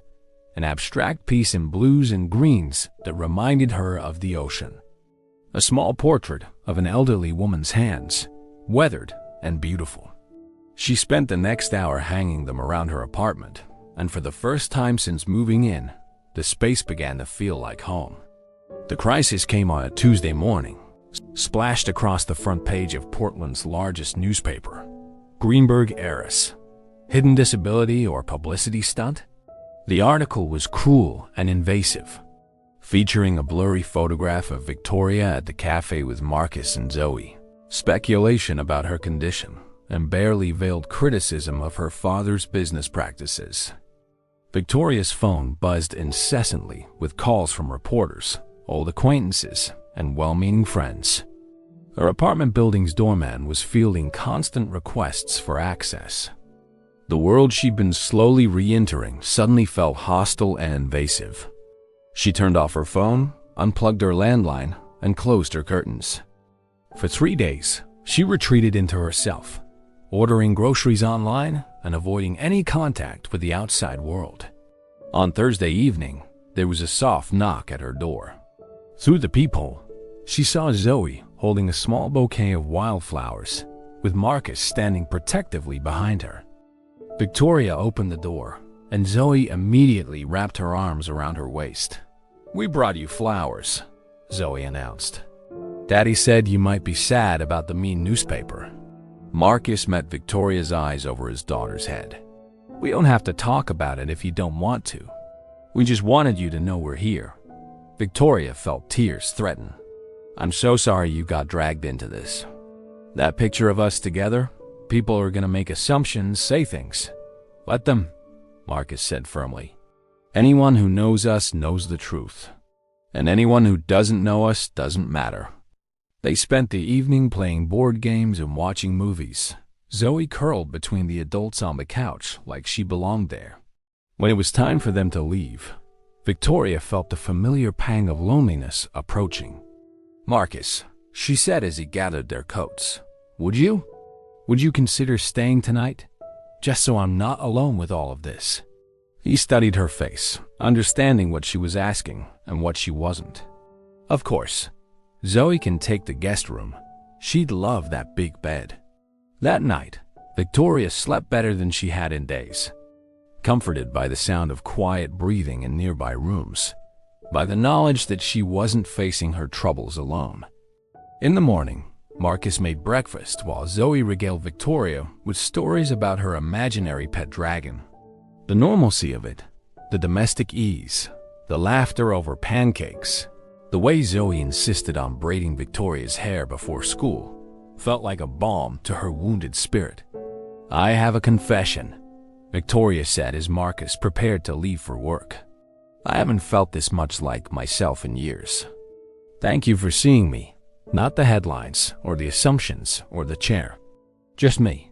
Marcus kissed her forehead gently, a gesture so tender it made her breath catch. "That's all I've ever seen," he said. "Just Victoria, and Victoria is pretty wonderful." The weeks that followed brought unexpected developments. Victoria's father, Richard, flew in from Hong Kong unannounced, arriving at her apartment with the air of a man accustomed to fixing problems through force of will. "This situation needs to be managed," he announced without preamble, settling into her living room like a general planning a campaign. "I've hired a public relations firm to control the narrative. We'll present you as an inspiration, a symbol of overcoming adversity." Victoria felt her stomach clench. "Dad, I don't want to be a symbol. I just want to live my life." "Your life is public whether you like it or not. You're a Greenberg. There are expectations, responsibilities. What about my happiness?" Victoria asked. "What about the connections I'm building, the relationships that matter to me?" Richard's expression hardened. "You mean that construction worker and his daughter?" "Victoria, be realistic. These people see an opportunity. A wealthy, vulnerable woman who—" "Stop." Victoria's voice was sharp, surprising them both. "Marcus and Zoe are the best things that have happened to me in years. They don't see dollar signs when they look at me. They see a friend. You're being naive, and you're being cruel." Victoria moved her wheelchair to face him directly. "For the first time since the accident, I feel like I'm living instead of just existing. If you can't see the value in that, then maybe you don't know me as well as you think you do." Richard left that evening with their relationship strained but not broken. Victoria knew he was trying to protect her in the only way he knew how, but she also knew she couldn't live her life according to his fears. The community center was decorated with paper snowflakes and twinkling lights, transformed for their winter art showcase. Students' paintings lined the walls, each piece telling a story of struggle, healing, and hope. Victoria's contribution hung near the center of the display, a landscape that seemed to shift depending on the viewer's perspective. In some lights, it appeared to be a storm-ravaged mountain. In others, it revealed itself as a vista of incredible beauty, with light streaming through clouds and colors that seemed to pulse with life. She titled it simply, "After." Marcus found her standing before the painting, Zoe's hand firmly grasped in hers. "It's beautiful," he said softly. "Hopeful." Victoria smiled. "It's honest." That's all I was going for. The evening was filled with quiet celebration, families admiring their loved ones' work, stories shared over coffee and cookies, the kind of community connection Victoria had never experienced in her previous life of gallery openings and champagne receptions. As the evening wound down and people began to leave, Marcus approached Victoria with something like nervousness in his expression. "Can we talk?" he asked, privately. They found a quiet corner while Zoe helped stack chairs with some other children. Marcus seemed to be choosing his words carefully. "These past few months," he began, "getting to know you, watching you find your strength again, sharing our lives with you, it's been incredible. More than incredible." Victoria felt her heart begin to race. "But I need to be honest about something. I'm falling in love with you, Victoria. I've been for weeks now. And I know our situations are complicated. I know there are challenges we'd face, but I can't pretend I don't feel what I feel." Victoria reached for his hand, her own trembling slightly. "I'm terrified," she admitted, "of hoping too much, of believing this is real." of trusting that you see me as more than a project or a broken thing to fix. You're not broken, Marcus said firmly. Changed, yes. Challenged, absolutely. But not broken. You're one of the strongest, most genuine people I've ever met. And what I feel for you has nothing to do with wanting to fix you and everything to do with admiring who you are. Victoria looked across the room to where Zoe was giggling with friends, then back to Marcus's face, open and honest and full of hope. I'm falling in love with you too, she whispered. Both of you. You've given me back my life. When they kissed, it was gentle and sure, a promise of beginning rather than an end to loneliness. 6 months later, the same community center was decorated for a different celebration. Zoe's kindergarten graduation filled the room with proud families and excited children in tiny caps and gowns. Victoria sat in the front row, her camera ready to capture every moment of Zoe's big day. Marcus sat beside her, handsome in a blue shirt that Zoe had insisted matched Victoria's dress perfectly.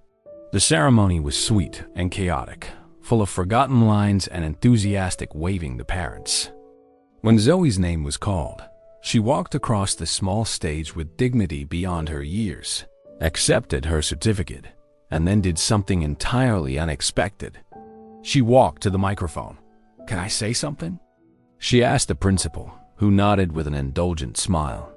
"I want to thank my daddy and my mommy Victoria for teaching me that families come in all different ways, and love is what makes them real."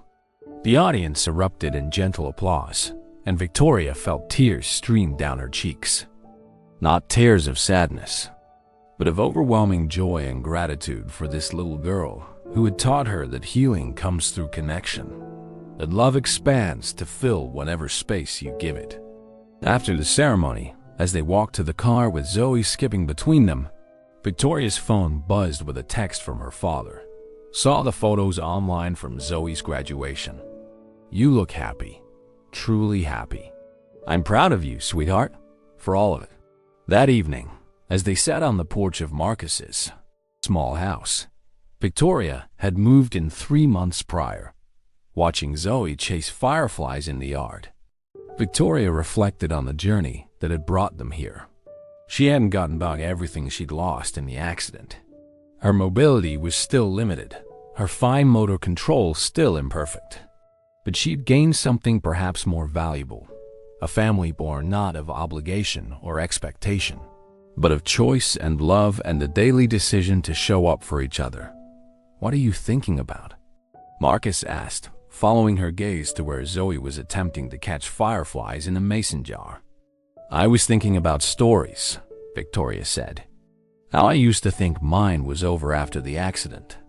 Endings and beginnings, and how sometimes they're the same thing." Marcus took her hand, rings catching the light from the porch lamp. They'd been married for 2 months now, a small ceremony in this same backyard with just their closest friends and family present. Zoe had been the flower girl and the ring bearer, taking both jobs very seriously. "And what kind of story is this?"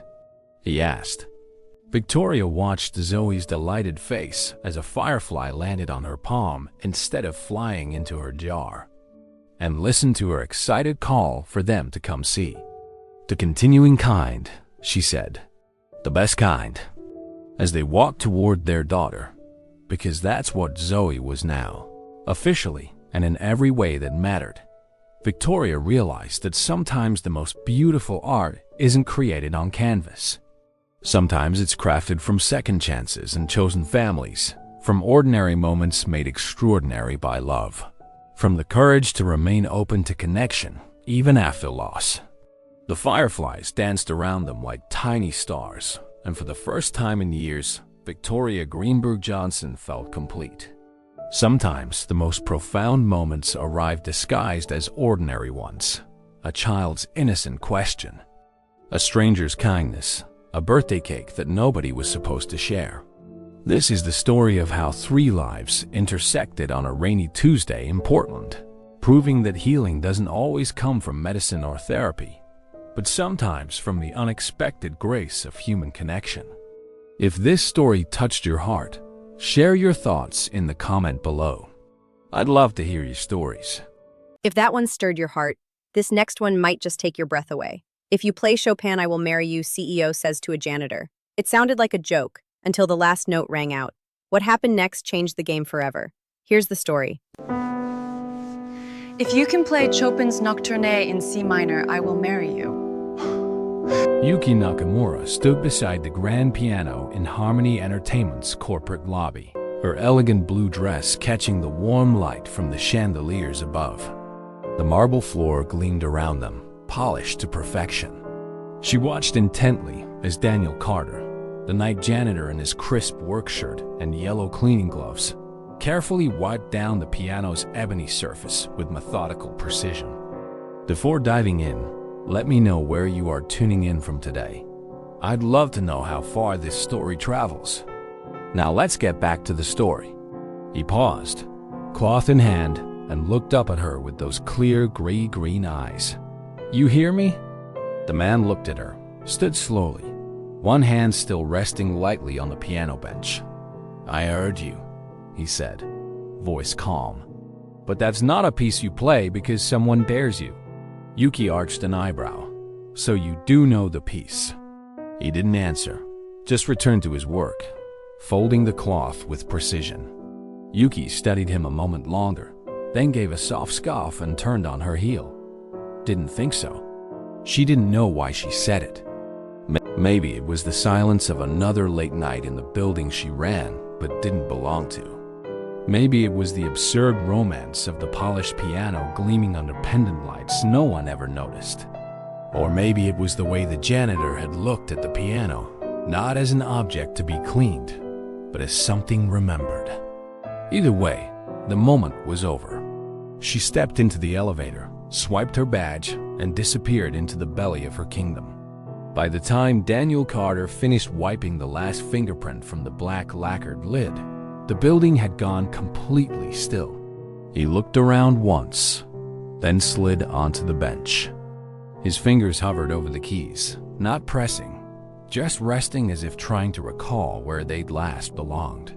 He didn't play. He just sat there, eyes closed, listening to the silence shaped like memories he hadn't touched in years. A silence filled with ghosts of concerts he'd never play again, of a life he'd carefully dismantled piece by piece to build something else entirely. The next morning, Yuki's assistant handed her a report and launched into the day's agenda. But Yuki wasn't listening. Her eyes were drawn across the glass to the piano in the lobby, where a faint smudge on the lid caught the light. She remembered his hand resting there, the stillness in his eyes. Jennifer, she said, interrupting. Who's the overnight janitor? Daniel Carter, third shift. Started 6 months ago. Why? Yuki didn't answer. She just stared at the piano a second longer, then turned to her schedule like nothing had happened. There was something about him that lingered in her mind throughout the day. During board meetings and investor calls, she found herself distracted by the memory of his voice, the careful way he'd folded that cleaning cloth. She'd built her reputation on reading people, on understanding what drove them, what they wanted, what they feared. But Daniel Carter was a blank page written in visible ink. That night, Yuki returned to her office long after the others had gone. The building slept around her like a glass cathedral, all shadows and reflected light from the street below. Something about the silence pulled her toward the lobby. The lights were dimmed, casting the piano in a soft halo, and there he was, Daniel, kneeling again, polishing the brass pedals with the same reverence she'd noticed before. She cleared her throat. I owe you an apology. He didn't flinch. For what? For being condescending. It was stupid, the Chopin comment. This time, he did pause. Most people wouldn't remember. I remember everything, Yuki replied. That's how I stay ahead. Daniel stood. Then you should also remember Chopin isn't a party trick. He's preset to music. She tilted her head, intrigued despite herself. You speak like someone who's played him. He gave a small, cryptic smile. I've played a lot of things. Doesn't mean I still do. Why not? Because some things stop belonging to you when you stop needing them to survive. Yuki was quiet, studying his profile in the dim light. There was something in his posture, the set of his shoulders, that spoke of old grief carefully contained. That sounds like something a man says when he's lost more than he expected to. Daniel looked at her long and hard, and for a moment, she saw something flicker behind his eyes, recognition, maybe, or surprise that she'd seen through the careful walls he'd built. Then he nodded once. "Good night, Miss Nakamura." He turned to leave, but she called out, "Wait." He stopped. She walked to the piano, ran her hand along its edge. The wood was warm from the lobby lights, smooth as silk. "Do me a favor. Next time I say something reckless, call me out." "Do you say reckless things often?" "Only when I feel something I don't understand." Daniel's gaze softened. "You understood more than you think. You just didn't know how to say it." The gala was supposed to feature a world-class pianist from the Berlin Philharmonic, but a car accident that afternoon had sent the events team into meltdown. With no time to find a replacement. The board had asked Yuki half-jokingly if she could still play something for the intro segment. She had smiled tightly and said, of course, then locked herself in a practice room for 4 hours, trying to remember how her fingers once moved without fear. She should have refused, but pride is a strange god. It lets you burn rather than bow. Yuki hadn't touched a piano in 15 years. Not since the day her father, a brilliant but broken composer, had listened to her stumble through a piece and said, "Don't touch that piano again until you're worth hearing." She never played after that, but the silence had followed her everywhere. The applause was supposed to feel like triumph. Instead, it was a dull roar in her ears, echoing like a storm trapped inside a cathedral. She had made it through 3 minutes of batch barely. The notes had bled together. Her tempo had faltered twice. Her left hand had locked at one point, paralyzed by a memory she couldn't name. Though the crowd clapped politely, she could feel their confusion. Why is she up there? Was that intentional? Is she okay? She wasn't. Backstage, Yuki exhaled slowly and unclenched her hands. The last chord still throbbed in her palms. She didn't want pity. She wanted air. She slipped out the side exit, the chill of the San Francisco night slicing through her dress like a blade. The staff parking lot was mostly empty, except for the low hum of a few idling vans. Then she heard music, soft, clear, fragile as moonlight on water. A piano, the same piece, but this time played the way it was meant to be. Each note a breath, each pause a heartbeat. She followed the sound. Behind the loading dock, in a storage bay barely lit by a flickering bulb, sat a weathered, upright piano, likely dragged out for ambience and forgotten in the chaos. And playing it, with eyes half closed and posture that spoke of old discipline, was Daniel Carter. He didn't notice her at first. His fingers danced across the keys with the precision of someone who didn't need to think, only feel. Yuki stood there in stunned silence, the chill forgotten. It wasn't just that he was good. It was that he played like he'd lived inside the song, like the music knew him, not the other way around. Finally, he glanced up and saw her. The last chord faded into the shadows. "I thought you left," he said softly. "I did. But then you played." Her voice was barely a whisper. Daniel stood slowly, brushing imaginary dust from his sleeves. "Didn't think anyone would hear." "That was batch, your choice tonight." He nodded. "You rushed the transitions in the middle. Hands got stiff. Too much tension in the shoulders. You were listening. You were shouting, Miss Nakamura, not playing." The words stung, not because they were cruel, but because they were true. She took a breath. "How did you know the piece?" He didn't answer right away. "Then, I played it once. For someone who mattered. A long time ago." A beat. Yuki stepped forward, her voice quieter now. "You're not just a janitor, are you?" "No more than you're just a CEO," he replied. "We all hide in uniforms." The silence between them stretched, dense like a note sustained too long, waiting for resolve. Then, Yuki asked a question she'd been circling since the night before. Why are you here? Cleaning floors? Polishing pianos? Hiding backstage? Daniel didn't look at her when he answered. Because life is a thief. It takes what you love and leaves you with what you need to survive. And sometimes survival looks like pushing a mop. Yuki's throat tightened. That's a poetic way of saying you gave up. He turned then, not angry, but steady. I didn't give up. I gave everything. There's a difference.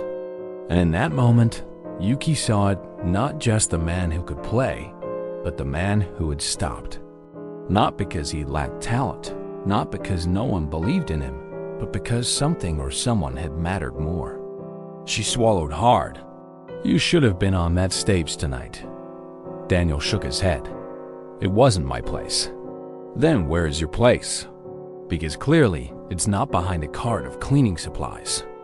He looked at her, a flicker of something behind his eyes grief, maybe, or something older.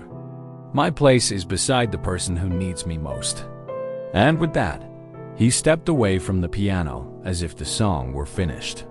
That night, back in her penthouse overlooking the San Francisco Bay, Yuki couldn't sleep. She found herself scrolling through databases, press clippings, old concert programs, searching for answers to questions she couldn't quite name. The city lights sparkled below her floor-to-ceiling windows, but she barely noticed them. Finally, she found a blurry photo of a young man, 20-something, playing piano at a chamber concert in Vancouver. The face was younger, but the eyes were the same strange shade of gray-green. Same stillness. Caption: The Carter, finalist, Pacific Classical Showcase, 2008. Considered a rising star.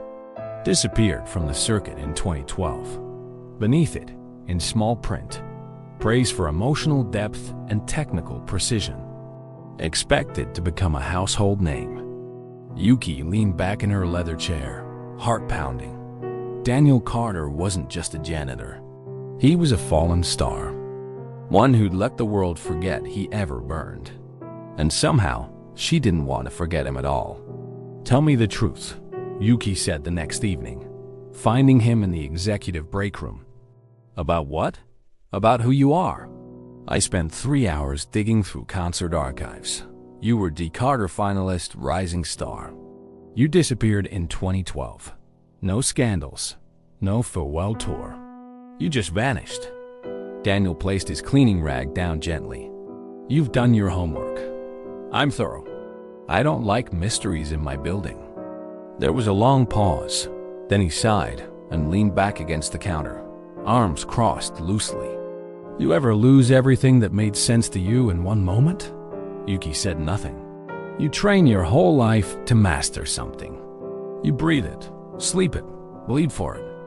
Then, one day it stops being enough. Not because you're not good, but because life hands you a new sheet of music and says, play this instead. And it's written in a key you've never seen. What was the moment? She asked. He hesitated, then with quiet finality. My wife. Cancer. She passed in the spring of 2012. Our daughter was 3. I couldn't tour with a toddler. Couldn't teach master classes and still be there when she woke up coughing in the night. I had to choose. And you chose her, Yuki whispered, without blinking. Another silence, but this one was different. Softer, reverent. Yuki swallowed. I don't know if I'd be strong enough to do that. You'd be surprised what you're capable of when someone small needs you to survive. She sat on the edge of the counter across from him. So you gave it all up. I gave up the stage, Daniel said, not the music. Where is it now? The music. His eyes flickered to her, then away. Mostly quiet. Sometimes it wakes up when she laughs or when she sleeps, but I don't play anymore. Why not? Because when I sit at the keys now, I hear everything I've lost. Yuki looked at him for a long moment, then said quietly, You're wrong. Daniel arched an eyebrow. You don't hear what you've lost, she said. You hear who you've loved. That's not the same thing. The room felt heavy, sacred, like they were standing in the middle of a cathedral neither had meant to enter. "How do you know that?" Daniel asked. Yuki's voice wavered. "Because I stopped playing too. A long time ago, for different reasons. But the silence, it's familiar." He said nothing.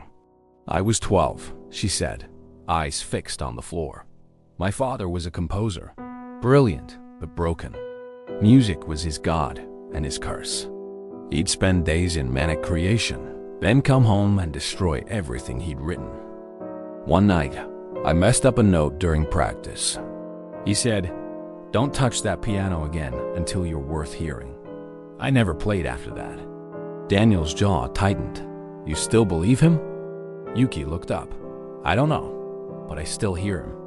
The next night, Yuki returned to the lobby well past midnight. The piano gleamed under low pendant lights, untouched. She sat, let her hands hover above the keys. Then, softly, cautiously, she began to play. The first notes were halting, like someone testing language after years of silence. But she kept going. Her hands remembered more than her mind did. Then a second pair of hands joined hers. Not intrusive, not showy. Just there lifting the melody where she dropped it, building a harmony that wrapped around her like a second chance. Daniel sat beside her, playing as if the past wasn't chasing either of them. They played together, a patchwork of broken rhythms and half-remembered scales, and yet somehow it was beautiful.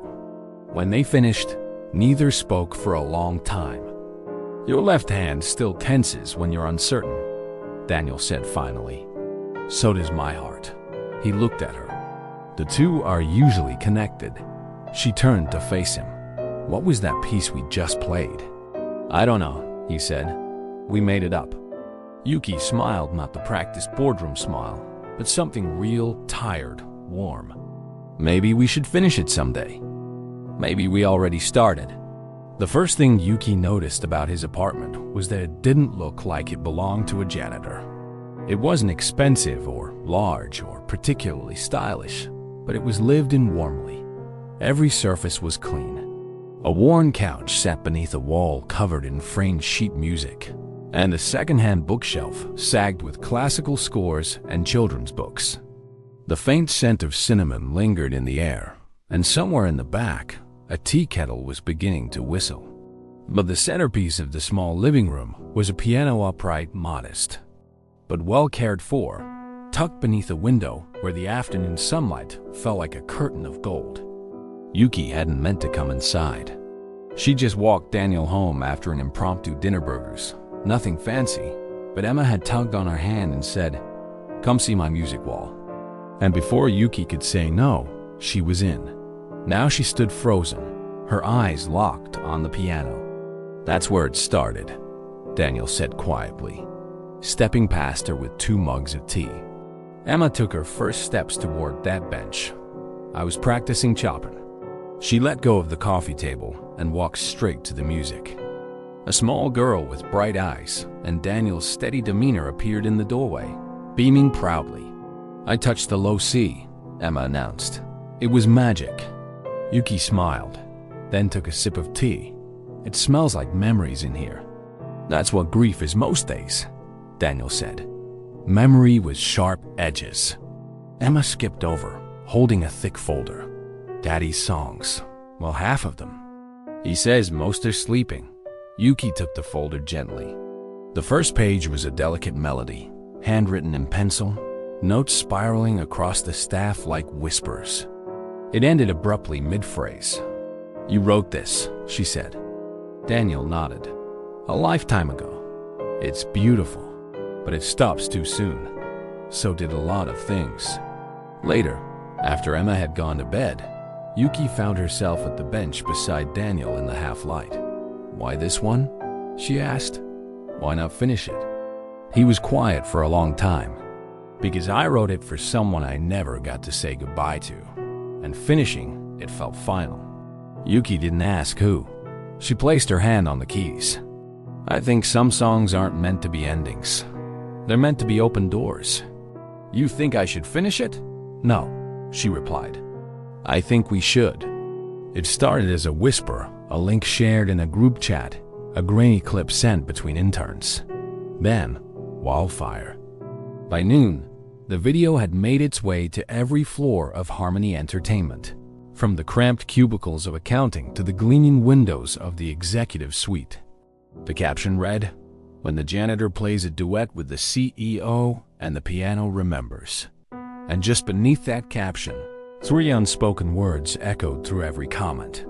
Music, love, fire. And a final stinger. Is this romance or resignation waiting to happen? Yuki stood in her office, the screen frozen mid-frame. The video was 38 seconds long. In it, she sat beside Daniel at the lobby's grand piano, their hands drifting over the keys as he layered a soft harmony underneath. Their eyes met briefly. There was no sound but the music, no words, just connection. The camera had been angled through the glass wall of the security booth.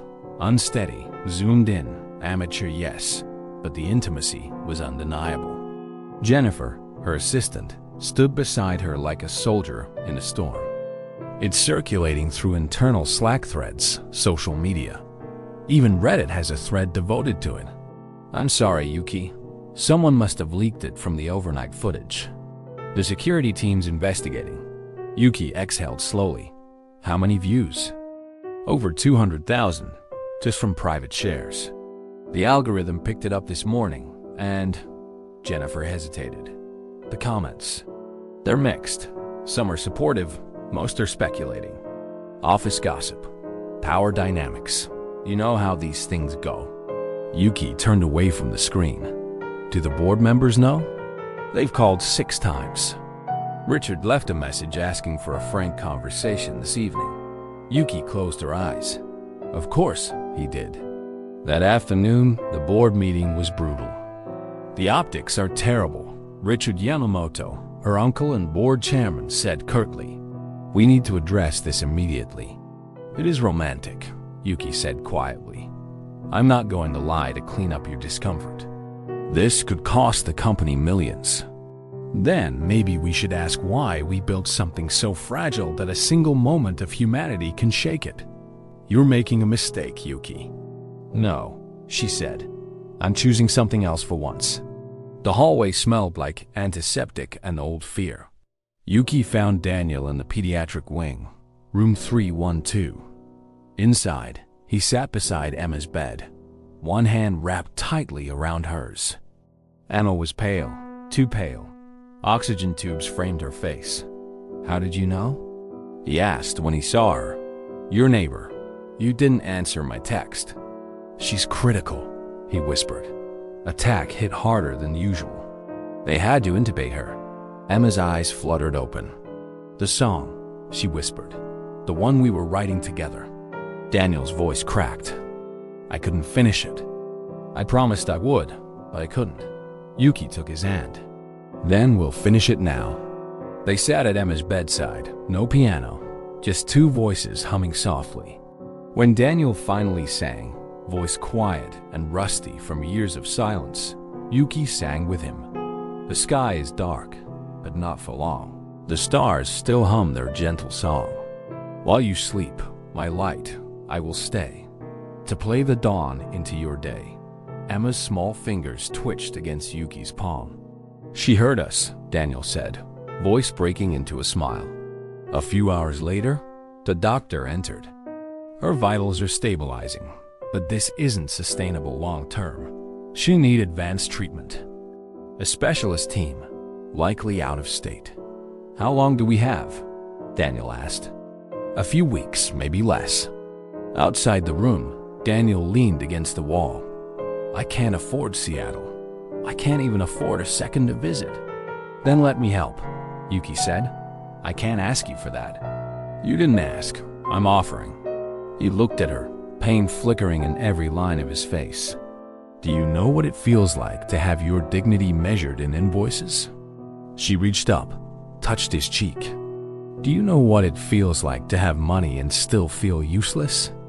Don't rob me of the chance to finally give something that matters." The next day, Yuki cleared her schedule, called every contact she had in pediatric cardiology, and arranged Emma's transfer to Seattle Children's Hospital. The specialist team would take her within the week, but the board had forced Yuki out. They called it a mutually agreed transition. She called it the price of honesty. As she packed her office, Jennifer entered quietly. These came today. Fan letters from people who watched the video. They weren't mocking. They were moved. They said you made them feel again. Yuki smiled softly. Then maybe I finally did something worth the noise. The room was colder than she remembered.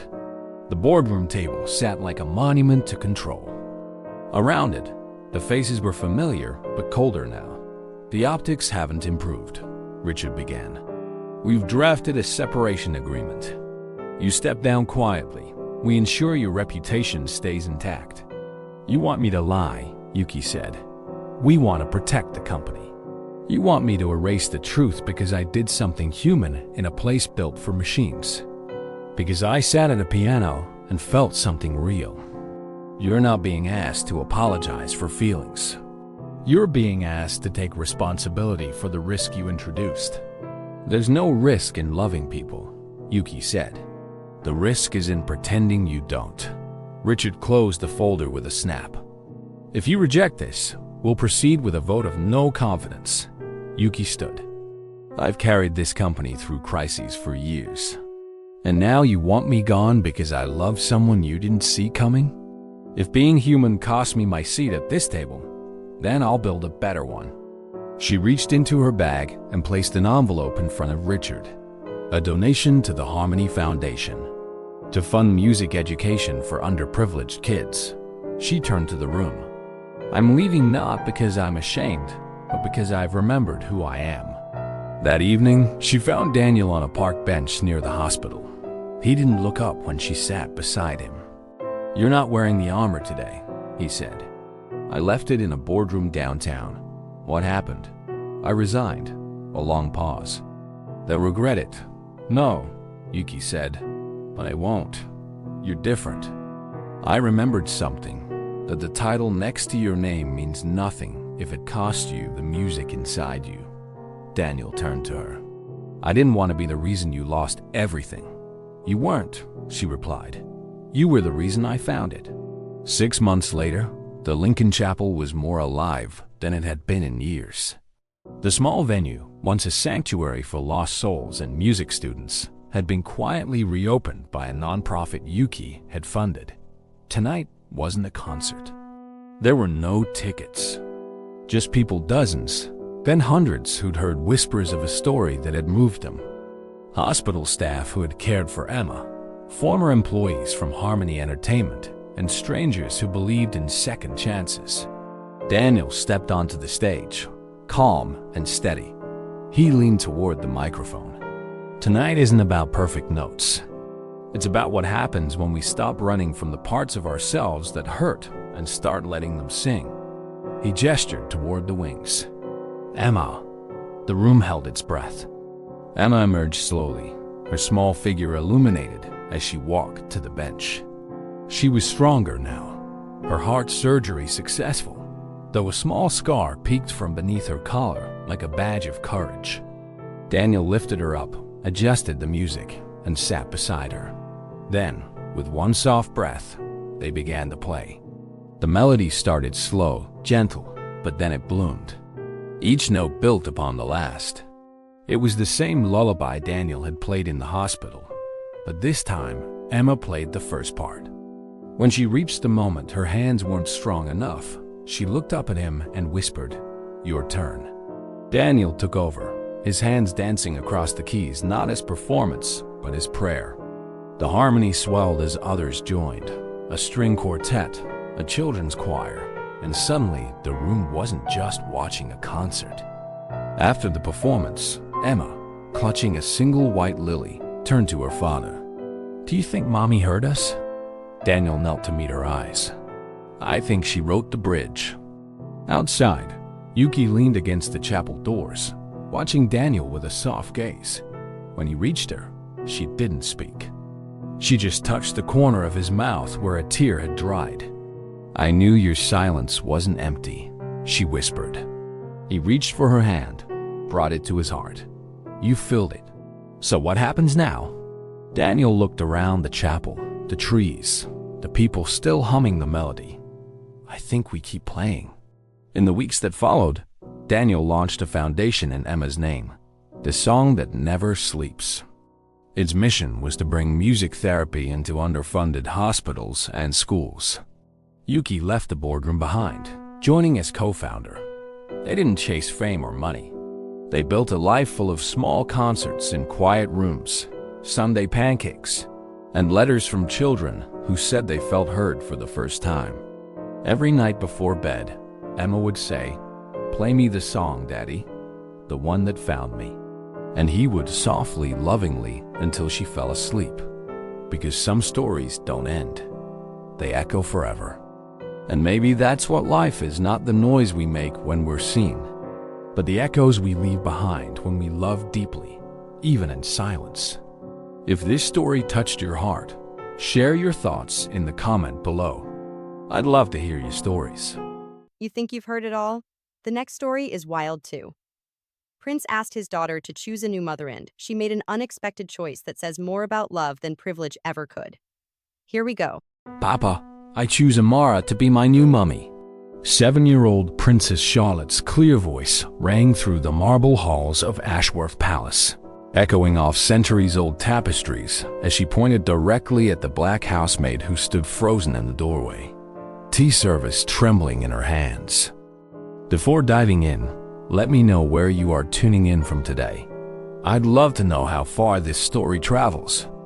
Now let's get back to the story.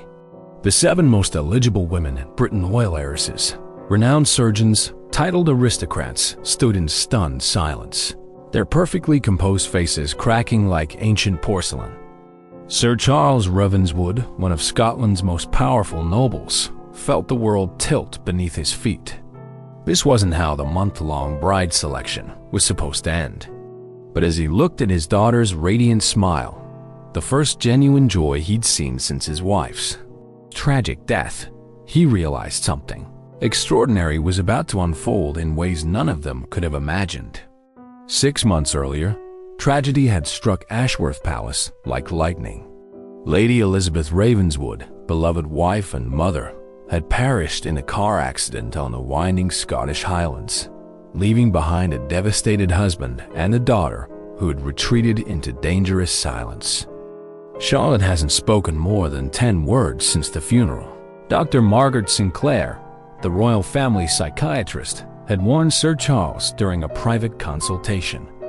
She needs maternal stability, and soon, or the psychological damage could become permanent. The solution Sir Charles devised was unprecedented in royal circles. 7 distinguished ladies would spend a month at Ashworth Palace, competing not through traditional courtship, but by genuinely connecting with Princess Charlotte. Whoever earned the child's trust would become his wife. It's revolutionary, his advisor, Lord Hampton, had protested. Letting a 7-year-old choose the future lady of Ashworth Palace. My daughter has already lost one mother, Sir Charles replied grimly. I won't force another upon her. The 7 candidates were carefully selected from Britain's elite. Lady Catherine Whitmore, heiress to North Sea oil fortune. Dr. Penelope Ashford, surgeon to the royal family. Baroness Vivian Sterling, who had never lost a legal case. Lady Margaret Thornfield, society's most celebrated hostess. Dr. Arabella Cambridge, psychiatrist to 3 prime ministers. Lady Cordelia Blackwood, architect of royal estates. And Countess Helena Fairfax, whose luxury hotels hosted world leaders. Each woman was brilliant, beautiful, and utterly confident of victory. None of them anticipated Amara Thompson. Amara had arrived at Ashworth Palace 3 months before the competition began, and her presence had transformed the household in ways no one could have predicted. At 27, she possessed a quiet dignity that seemed to emanate from her very core, along with an education that would have surprised anyone who bothered to ask. Born in Jamaica, Amara had earned her master's degree in child psychology from Edinburgh University with highest honors. But when her beloved grandmother fell critically ill, Amara had abandoned her promising career to take any job that would pay for medical treatment.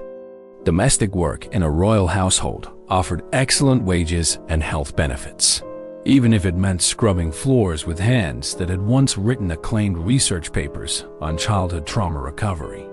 The first time Amara encountered Princess Charlotte, the little girl had been hiding under the grand staircase, clutching her mother's jewelry box and sobbing silently. While the household staff maintained respectful distance from the grieving child, Amara had simply sat down on the marble floor beside her. "I lost my mummy when I was 8, Amara had whispered in her musical Jamaican accent. "Would you like to tell me about yours?" For the first time in months, Charlotte had spoken. From that moment, an unbreakable bond had formed. Amara would find Charlotte after nightmares, reading stories in voices that brought characters to life. She taught the girl Jamaican lullabies that chased away the darkness and helped her write letters to her mother in heaven. Under Amara's gentle care, Princess Charlotte began to heal. Sir Charles had noticed the transformation, but assumed it was natural recovery.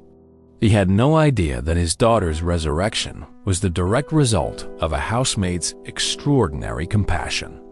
Then the 7 candidates arrived, and everything changed. From their first moment at Ashworth Palace, the 7 women recognized Amara as a threat, not because she was competition. The idea was laughable, but because Princess Charlotte clearly preferred spending time with the help rather than with her potential mothers.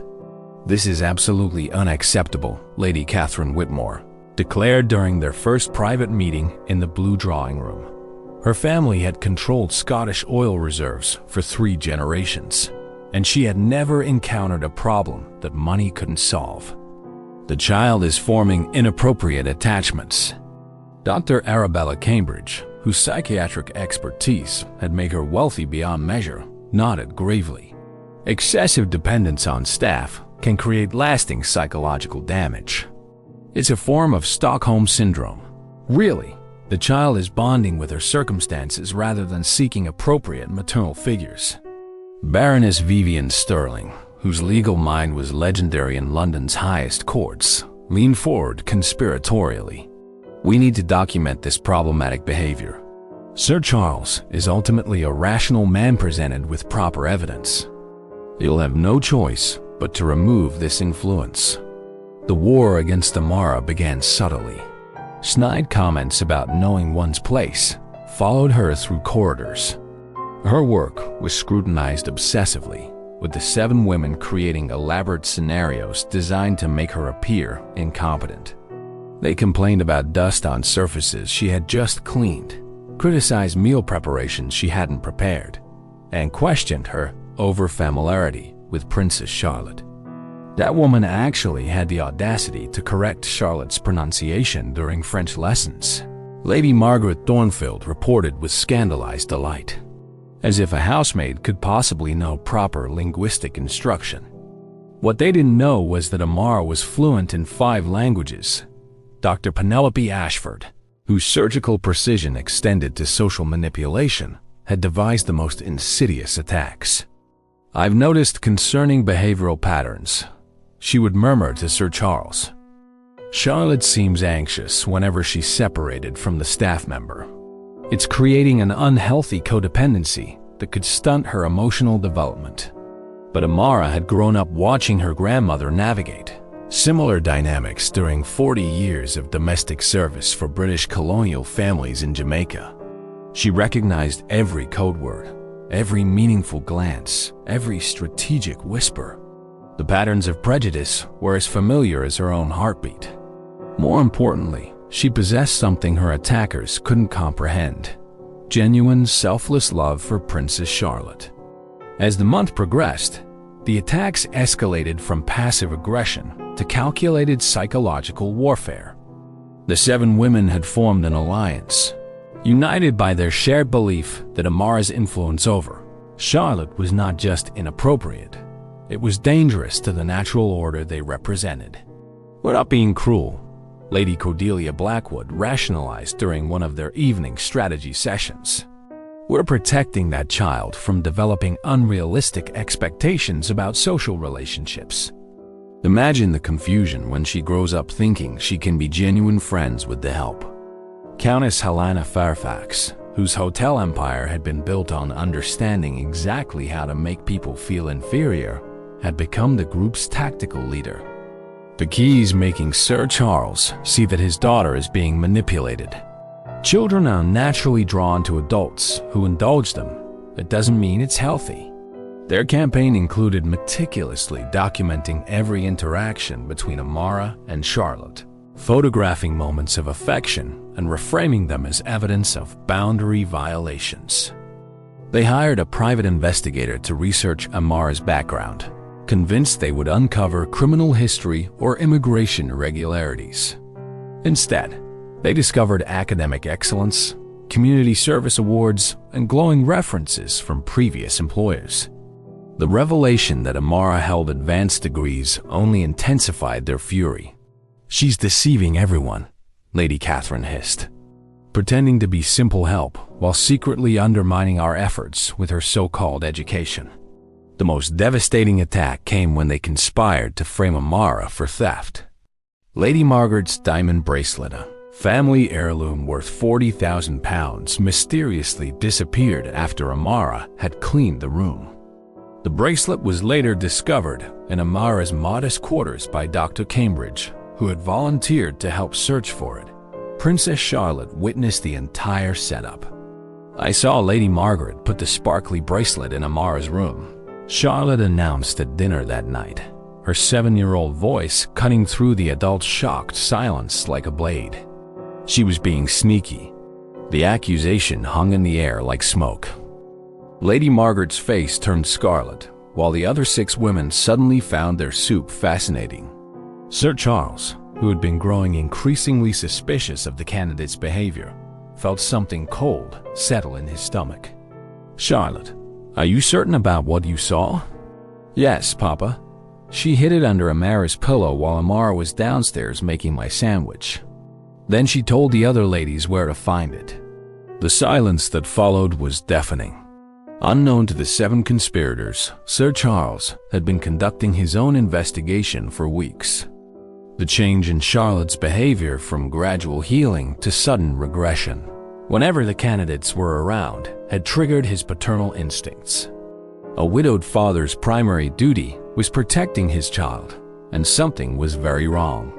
He had discreetly installed additional security cameras throughout the palace and hired Oliver Hartwell, Britain's most respected private investigator, to conduct background checks on all 7 women. What Oliver discovered was explosive. Lady Catherine Whitmore had been quietly expelled from 3 charitable organizations for embezzling funds, with her family's wealth covering up the scandals. Dr. Penelope Ashford had lost hospital privileges in 2 previous positions due to malpractice complaints that were settled out of court. Baroness Vivian Sterling faced 7 ongoing lawsuits from former employees alleging workplace harassment based on race and class discrimination. The pattern continued with devastating consistency. Lady Margaret Thornfield had been investigated by tax authorities for hiding income in offshore accounts. Dr. Arabella Cambridge had been censured by the British Psychological Society for unethical treatment practices. Lady Cordelia Blackwood's architectural firm was facing fraud charges in 3 counties. Countess Helena Fairfax's hotels had been cited repeatedly for discriminatory hiring practices and creating hostile work environments for minority employees. Sir Charles, Oliver reported during their private meeting, "These women aren't just prejudiced, they're systematic predators who use their social positions to destroy anyone who threatens their sense of superiority." Meanwhile, Oliver's investigation into Amara revealed academic brilliance, professional excellence, and a trail of lives she had quietly improved. Her former colleagues at Edinburgh University described her as the most naturally gifted child psychologist of her generation. Her master's thesis on restorative bonding in traumatized children had been published in international journals and cited by researchers worldwide. She gave up a career that could have made her wealthy and famous, Oliver concluded, to care for her grandmother and, apparently, to help your daughter heal. The security footage revealed the full scope of the conspiracy against Amara. Every cruel comment, every sabotage attempt, every moment of calculated humiliation had been captured in high-definition clarity. But more importantly, the cameras had recorded something beautiful, the gentle, patient way Amara helped Charlotte process her grief. The educational games disguised as fun activities. The bedtime conversations that slowly rebuilt a little girl's shattered sense of security. Sir Charles realized he wasn't just witnessing discrimination. He was seeing two people who had found in each other exactly what they needed to heal. As the month neared its end, Amara made a phone call that would change everything. Her sister Kemi Thompson, a BBC investigative journalist based in London, had been following the story of Ashworth Palace's unusual bride selection with professional interest. When Amara described the systematic harassment she was facing, Kemi's journalistic instincts ignited. "Sister, what you're describing isn't just personal cruelty. It is a textbook case of institutional racism disguised as class consciousness," Kemi said during their encrypted phone conversation.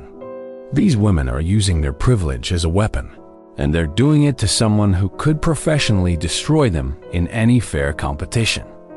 Within 48 hours, Kemi had arrived at the nearby village with a film crew and a dossier of information that would devastate the 7 candidates.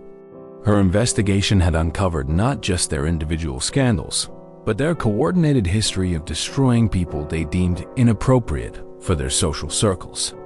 This isn't the first time they've worked together to eliminate threats, Kemi explained to Sir Charles during a secret meeting. Lady Catherine and Baroness Sterling destroyed a black teacher in London last year, drove her to a nervous breakdown, and got her fired for allegedly overstepping boundaries with students she was successfully mentoring. Dr. Cambridge provided the psychological evaluation that supported their claims. The pattern was clear and sickening. These 7 women had been using their positions, wealth, and connections to systematically destroy anyone who challenged their assumptions about social hierarchy. On the last day of the month, Sir Charles called for a final gathering in the Great Hall, a formal ceremony where Princess Charlotte would announce her choice. The 7 candidates arrived in their finest gowns, each confident that they had successfully eliminated the threat posed by the housemaid. Before Charlotte makes her announcement, Sir Charles began, his voice carrying the authority of centuries of noble bloodline. "I would like to share some interesting discoveries about our month together." The first shock came when Dr. Imogen Clark, Britain's leading expert on childhood trauma, stepped forward. She had been secretly observing Charlotte throughout the month at Sir Charles's request. "Your Lordship asked me to evaluate Princess Charlotte's psychological recovery," Dr. Clark announced. "I can state definitively that this child has made remarkable progress, but only during interactions with Miss Amara Thompson. In contrast, her anxiety levels spike dramatically whenever she's forced to spend extended time with the other candidates." Lady Catherine stepped forward, her face flushing. "This is highly irregular, Charles. You can't possibly be suggesting—" "I'm not suggesting anything," Sir Charles interrupted coldly. "I'm stating facts based on professional evaluation and extensive video evidence." The room's massive screens illuminated with security footage. Every whispered conspiracy, every act of sabotage, every moment of cruelty directed at both Amara and, indirectly, at Charlotte. The 7 women watched in horror as their carefully constructed facades crumbled in real time. "You assumed Amara was merely a housemaid because of her race," Sir Charles continued, his voice growing harder with each word.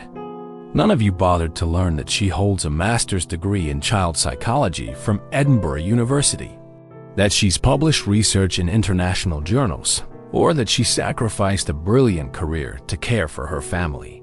Dr. Penelope Ashford tried to interject. "Charles, surely you're not considering—" "I'm considering the evidence," he cut her off. "Including the fact that you seven orchestrated a jewelry theft to frame an innocent woman, traumatizing my daughter in the process." Kemi Thompson stepped from behind a pillar, her BBC camera crew capturing every moment. "Ladies, I'm Kemi Thompson, investigative journalist with the BBC. We've been documenting this entire story, including your individual histories of discrimination and fraud." The color drained from 7 faces simultaneously. "Your personal scandals are already being verified by our research team," Kemi continued professionally. "But more importantly, you've given us a perfect case study in how privileged women weaponize social conventions to destroy people they consider beneath them." Baroness Sterling attempted one final legal maneuver. "This is entrapment. You can't use secretly recorded." "In my own home," Sir Charles laughed bitterly. "Every security measure was clearly posted. You were informed that your activities would be monitored for the safety of my daughter." Princess Charlotte, who had been watching the adults with 7-year-old fascination, finally spoke. "Papa, are the mean ladies in trouble?" "Yes, sweetheart. They were very unkind to someone we care about." "Good," Charlotte said with childlike satisfaction. "Amara says people who are mean to others just because they look different or talk different are called bullies, and bullies always get caught eventually." From her position near the servants' entrance, Amara smiled quietly. Even in crisis, Charlotte was demonstrating the emotional intelligence that their months together had developed. Now, Sir Charles addressed his daughter formally. "Princess Charlotte, you have lived with these 7 ladies for 1 month. It's time to announce your choice." Charlotte looked around the great hall, taking in the magnificent portraits of her ancestors, the ancient banners hanging from vaulted ceilings, the weight of centuries pressing down on this moment. Then her eyes found Amara. "Papa, I choose Amara to be my new mummy." The declaration hit the assembled crowd like lightning. The 7 candidates gasped in unison, their carefully maintained composure finally shattering completely. "This is impossible." Lady Catherine shrieked, her oil fortune suddenly meaningless. "You cannot seriously be considering marrying a housemaid." "I'm considering marrying the woman my daughter loves and trusts," Sir Charles replied calmly. "The woman who helped heal her trauma while you 7 plotted to destroy her." He turned to Amara, who stood transfixed with tears streaming down her face. "Amara Thompson, would you do me the honor of becoming my wife and Princess Charlotte's mother?" The silence stretched for eternity. Then Amara's voice, clear and strong despite her tears. "Yes, Sir Charles. Yes." Princess Charlotte's scream of joy echoed through the ancient hall like music. She ran to Amara, who swept her into a fierce embrace while Sir Charles approached them both. "This is a travesty," Dr. Cambridge shouted, her psychiatric authority crumbling. "The social implications. The scandal." "The only scandal," Sir Charles replied, kissing Amara's hand in a gesture that sealed their engagement, "is that 7 educated, privileged women spent a month terrorizing an innocent person because of their racist assumptions." Kemi's cameras captured every moment as Sir Charles continued. "Ladies, you are no longer welcome at Ashworth Palace.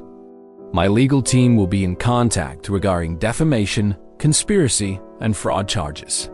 The 7 women left the palace in disgrace, their reputations destroyed, their futures uncertain. Behind them, a new family celebrated not just an engagement, but the triumph of love over hatred, dignity over prejudice. Within hours of the BBC's initial report, the story exploded across international media. "Royal widower chooses love over status," declared the Times. "Princess picks heart over hierarchy," announced CNN International. Social media erupted with debates about race, class, and the changing face of British aristocracy. But the most surprising response came from Buckingham Palace itself. A formal statement from the Crown read, "Her Majesty commends Sir Charles Ravenswood for prioritizing his daughter's well-being and happiness above social convention. The royal family looks forward to meeting the future Lady Ravenswood." The Queen's endorsement silenced many critics and sent a clear message. Even the monarchy recognized that true nobility came from character, not color. Meanwhile, the 7 disgraced candidates faced immediate consequences. Lady Catherine's oil company stock plummeted as investors learned of her embezzlement history. Dr. Ashford lost her medical license pending investigation of the malpractice settlements. Baroness Sterling's law firm expelled her after clients began fleeing en masse. The pattern continued across all 7 women. Lady Margaret faced tax fraud charges that her family's wealth couldn't deflect. Dr. Cambridge's practice closed when her patients learned of her discriminatory history. Lady Cordelia's architectural firm declared bankruptcy after major clients canceled contracts. Countess Helena's hotel chain faced international boycotts and employee lawsuits. Prejudice has consequences, Kemi reported in her follow-up documentary. These women used their privilege as a weapon for years, destroying lives without accountability. Now, they're relearning that even the most protected positions can't shield someone from the truth forever. 6 months later, Ashworth Palace hosted what Society magazines called the wedding of the century, though not for the reasons anyone had expected. Princess Charlotte walked down the aisle as flower girl, scattering rose petals, while Mara, radiant in a gown that honored both her Jamaican heritage and British tradition, approached the altar where Sir Charles waited. The guest list was as revolutionary as the marriage itself. Jamaican relatives sat beside Scottish lords. University professors mingled with royal cousins, and childhood friends from both Edinburgh's academic circles and Kingston's working class. Neighborhoods celebrated together. Today, Sir Charles declared in his wedding vows, "I'm not just marrying the woman I love. I'm marrying someone who taught me that true nobility means treating every person with dignity, regardless of their background or circumstances." Amara's vows were equally powerful. "You gave me the greatest gift possible, the chance to love and be loved by your extraordinary daughter. Together, we'll build a family based on respect, kindness, and the understanding that worth isn't determined by wealth or position." Princess Charlotte, now 8 and blossoming under Amara's care, served as both flower girl and ring bearer. During the reception, she gave a speech that brought tears to every eye. "Mama, Amara taught me that families aren't just about being born related. They're about choosing to love each other every day. She chose to love me when I was sad and scared, and now Papa chose to love her back. That's what real princesses do, they choose love." The transformation of Ashworth Palace under Amara's influence had been profound. What was once a monument to aristocratic tradition had become a center for educational innovation and social progress. The Ravenswood Foundation, established by Amara, provided scholarships for underprivileged children throughout Scotland and Jamaica, with a special focus on supporting young people who showed academic promise but faced financial barriers. Princess Charlotte, now 13, had become fluent in 5 languages and was already conducting research projects on social justice for her advanced studies program. She split her time between traditional aristocratic education and volunteer work with her mother's foundation, learning that privilege was meant to be used in service of others. "Mama," Charlotte asked one evening as they walked through the palace gardens where she had once played alone in grief, "do you ever think about those ladies who were mean to you?" Amara considered the question carefully, as she always did. "I think about the lessons they taught us," she replied. "They showed us that hatred ultimately destroys the person who carries it.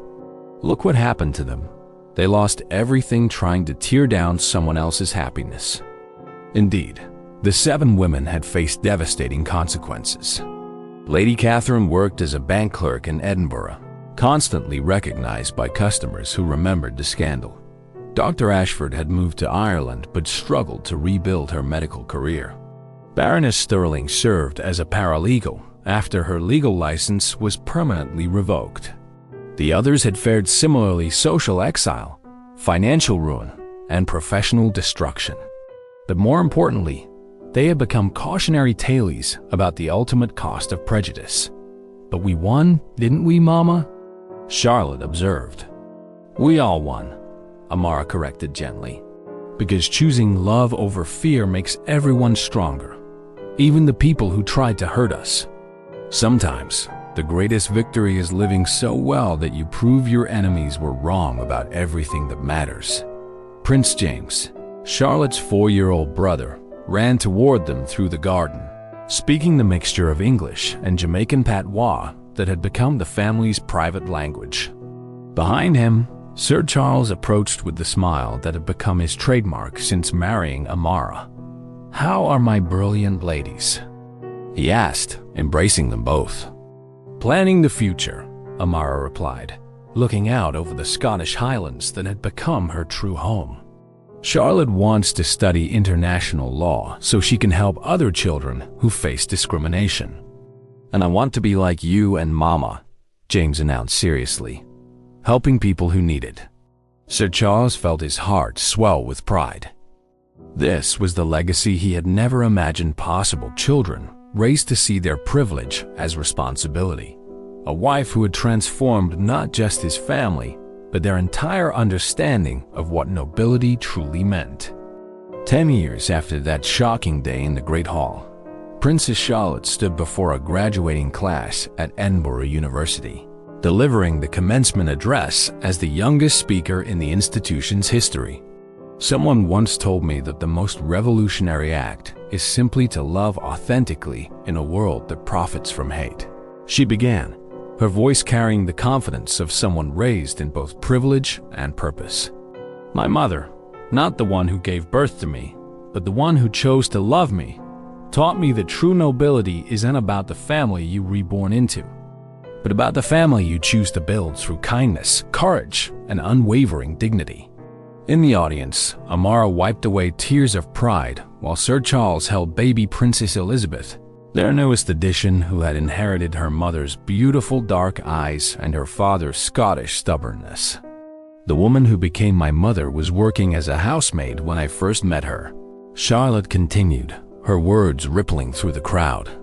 She had given up a promising career in child psychology to care for her sick grandmother, but she never gave up her dreams of helping children heal from trauma. Today, the Ravenswood Foundation has provided education to over 5,000 young people, and my mother's research on restorative bonding is taught in universities worldwide. The applause was thunderous. I learned that the most powerful response to prejudice isn't anger or revenge. It's living so fully and successfully that you completely rewrite the narrative your enemies tried to create about your worth. My mother didn't just survive the attempts to destroy her. She thrived so spectacularly that she transformed not just our family, but our entire understanding of what it means to be truly royal. As Charlotte concluded her speech, she looked directly at Amara. "To the graduates here today, remember that your background doesn't determine your destiny. Your character does. Choose kindness, choose courage, choose love. And always remember that sometimes the person who seems to have the least power is exactly the one who possesses the greatest strength to change the world." The standing ovation lasted 5 full minutes. Later, as the family walked through Edinburgh's historic streets toward their car, Princess Charlotte slipped her hand into Amara's. "Mama, do you think those 7 ladies ever learned anything from what happened?" Amara smiled, looking up at the Scottish sky that had witnessed so much transformation. "I hope so, my love. Because the best revenge against prejudice isn't punishment. It's proving that love will always be more powerful than hate, and that dignity will always triumph over discrimination. Even when people try to hurt you because of how you look." "Especially then," Amara replied firmly. "Because every time someone chooses love over fear, kindness over cruelty, they make the world a little bit better for everyone." Prince James, now 14 and already taller than his mother, grinned. "And besides, we have the best family in the world." Sir Charles laughed, pulling them all closer. "Indeed we do. The most noble family in all of Scotland, not because of our titles, but because of our hearts. As they reached their car, Amara looked back at the university where she had once studied, where she had dreamed of helping children heal, where those dreams had been interrupted but never destroyed. Today, her daughter had stood on that same stage, carrying forward a message of hope and dignity that would inspire a new generation. The housemaid who had once scrubbed floors in royal corridors had not only become a lady, she had raised a princess who would change the world. And in the end, that was the most revolutionary act of all. Sometimes the greatest crown is invisible, worn by those who choose love over hatred, dignity over discrimination, and hope over despair. If this story touched your heart, share your thoughts in the comment below. I'd love to hear your stories. This next story proves that truth can be stranger and more powerful than fiction. A Black woman exposed her husband's betrayal, his plan to steal her fortune and divorce her, but she's turning it into her ultimate revenge. You're nothing but a charity case dressed up and paraded around. Harrison Blake's voice sliced through the dinner party, chatter like a blade through silk. Every fork froze midair. Every conversation died. His mother, Eleanor Blake, smiled approvingly from her seat, her pearl necklace catching the chandelier light like a noose of diamonds. Pack your bags, Serena. You're leaving tonight, and you won't take a single thing that belongs to this family. Before diving in, let me know where you are tuning in from today. I'd love to know how far this story travels. Now let's get back to the story. The silence was deafening. 60 of Boston's elite senators, CEOs, old money royalty, all staring at Serena Maxwell Blake, waiting for the breakdown, waiting for the tears, waiting for her to crumble like they always expected the black girl from Roxbury would. Instead, she reached into her Hermes clutch and pulled out a USB drive, placing it gently on the white tablecloth between the crystal glasses and gold-rimmed plates. "Funny," she said, her voice carrying just enough for everyone to hear. "I was going to give you this after dessert. But since you want to air our dirty laundry..." She smiled, the same smile she'd perfected during 3 years of their passive-aggressive comments and backhanded compliments. Maybe everyone should see what's really been happening behind closed doors. Harrison's confident smirk faltered. His hand, still raised from his dramatic gesture, trembled slightly. "What's on there, darling?" Eleanor's voice carried that particular chill Serena had learned to recognize, the one that preceded her most vicious attacks. Serena stood slowly, every movement deliberate. "Security footage from your son's private office. Bank records showing the systematic theft of my grandmother's. Property investments that he's been liquidating without my knowledge. And my personal favorite," she paused, letting the tension build. "Recordings of Harrison and his legal team discussing how to have me committed to a psychiatric facility so he could access my trust fund." The gasp that rippled through the room was audible, but she wasn't finished. "Oh, and of course, there's the footage of him with Madison Pierce in the penthouse apartment he bought with my money, planning our divorce while I was in the hospital recovering from the miscarriage he caused." This time, the silence was different. This was the silence of a predator realizing they'd been hunting the wrong prey. To understand tonight's spectacular destruction, one must go back to where this story really began, not with the revenge, but with the slow, methodical dismantling of a woman who dared to believe in love. 3 years ago, Dr. Serena Maxwell was a 28-year-old curator at the Museum of Fine Arts, Boston. She had earned her PhD in art history from Harvard, built her career through relentless work and undeniable talent. And yes, she came from Roxbury, a fact that would later become ammunition in Harrison's arsenal. Her grandmother, Josephine Maxwell, had been a formidable woman who invested her domestic worker earnings in Boston real estate during the 1960s, when properties in certain neighborhoods were dirt cheap because black families were moving in. By the time she passed, those undesirable areas had become some of the most valuable real estate in the city. She left Serena a portfolio worth $12 million and a trust fund that would have made her financially independent for life. That's where Serena was the night she met Harrison Blake at the Boston Symphony Orchestra's annual gala. She was there representing the MFA, wearing a vintage Halston gown she'd found in a consignment shop and tailored to perfection. He was there because Blakes had been patrons of the arts since the 1800s, and appearances mattered more than actual interest. Harrison was magnetic in the way that old money often is, not flashy but commanding. Tall, with steel gray eyes, and the kind of confident posture that comes from never having to worry about anything. When he approached her during intermission, she felt that flutter of attraction mixed with wariness that comes from being a successful black woman in predominantly white spaces. "You're Dr. Maxwell," he said, not a question. "I read your piece on the intersection of African art and American modernism. Brilliant work." She was impressed despite herself. Most men at these events either ignored her entirely or made clumsy attempts at flirtation. Harrison had done his homework. "Thank you. Though I suspect you're one of the few who actually read it rather than just looking at the pictures." He laughed, a genuine sound. "Guilty as charged on most occasions, but your work was different. It challenged assumptions I didn't even realize I had." The conversation flowed effortlessly. He was knowledgeable without being condescending, charming without being oily. When he asked her to dinner, she said yes. The courtship was a masterclass in seduction. Private dinners at Menton, weekend trips to his family's compound in Martha's Vineyard. Flowers delivered to her office at the museum with handwritten notes that showed he'd been listening to every word she said. He made her feel seen in a way she hadn't experienced before, not as the smart black woman who'd beaten the odds, but simply as Serena.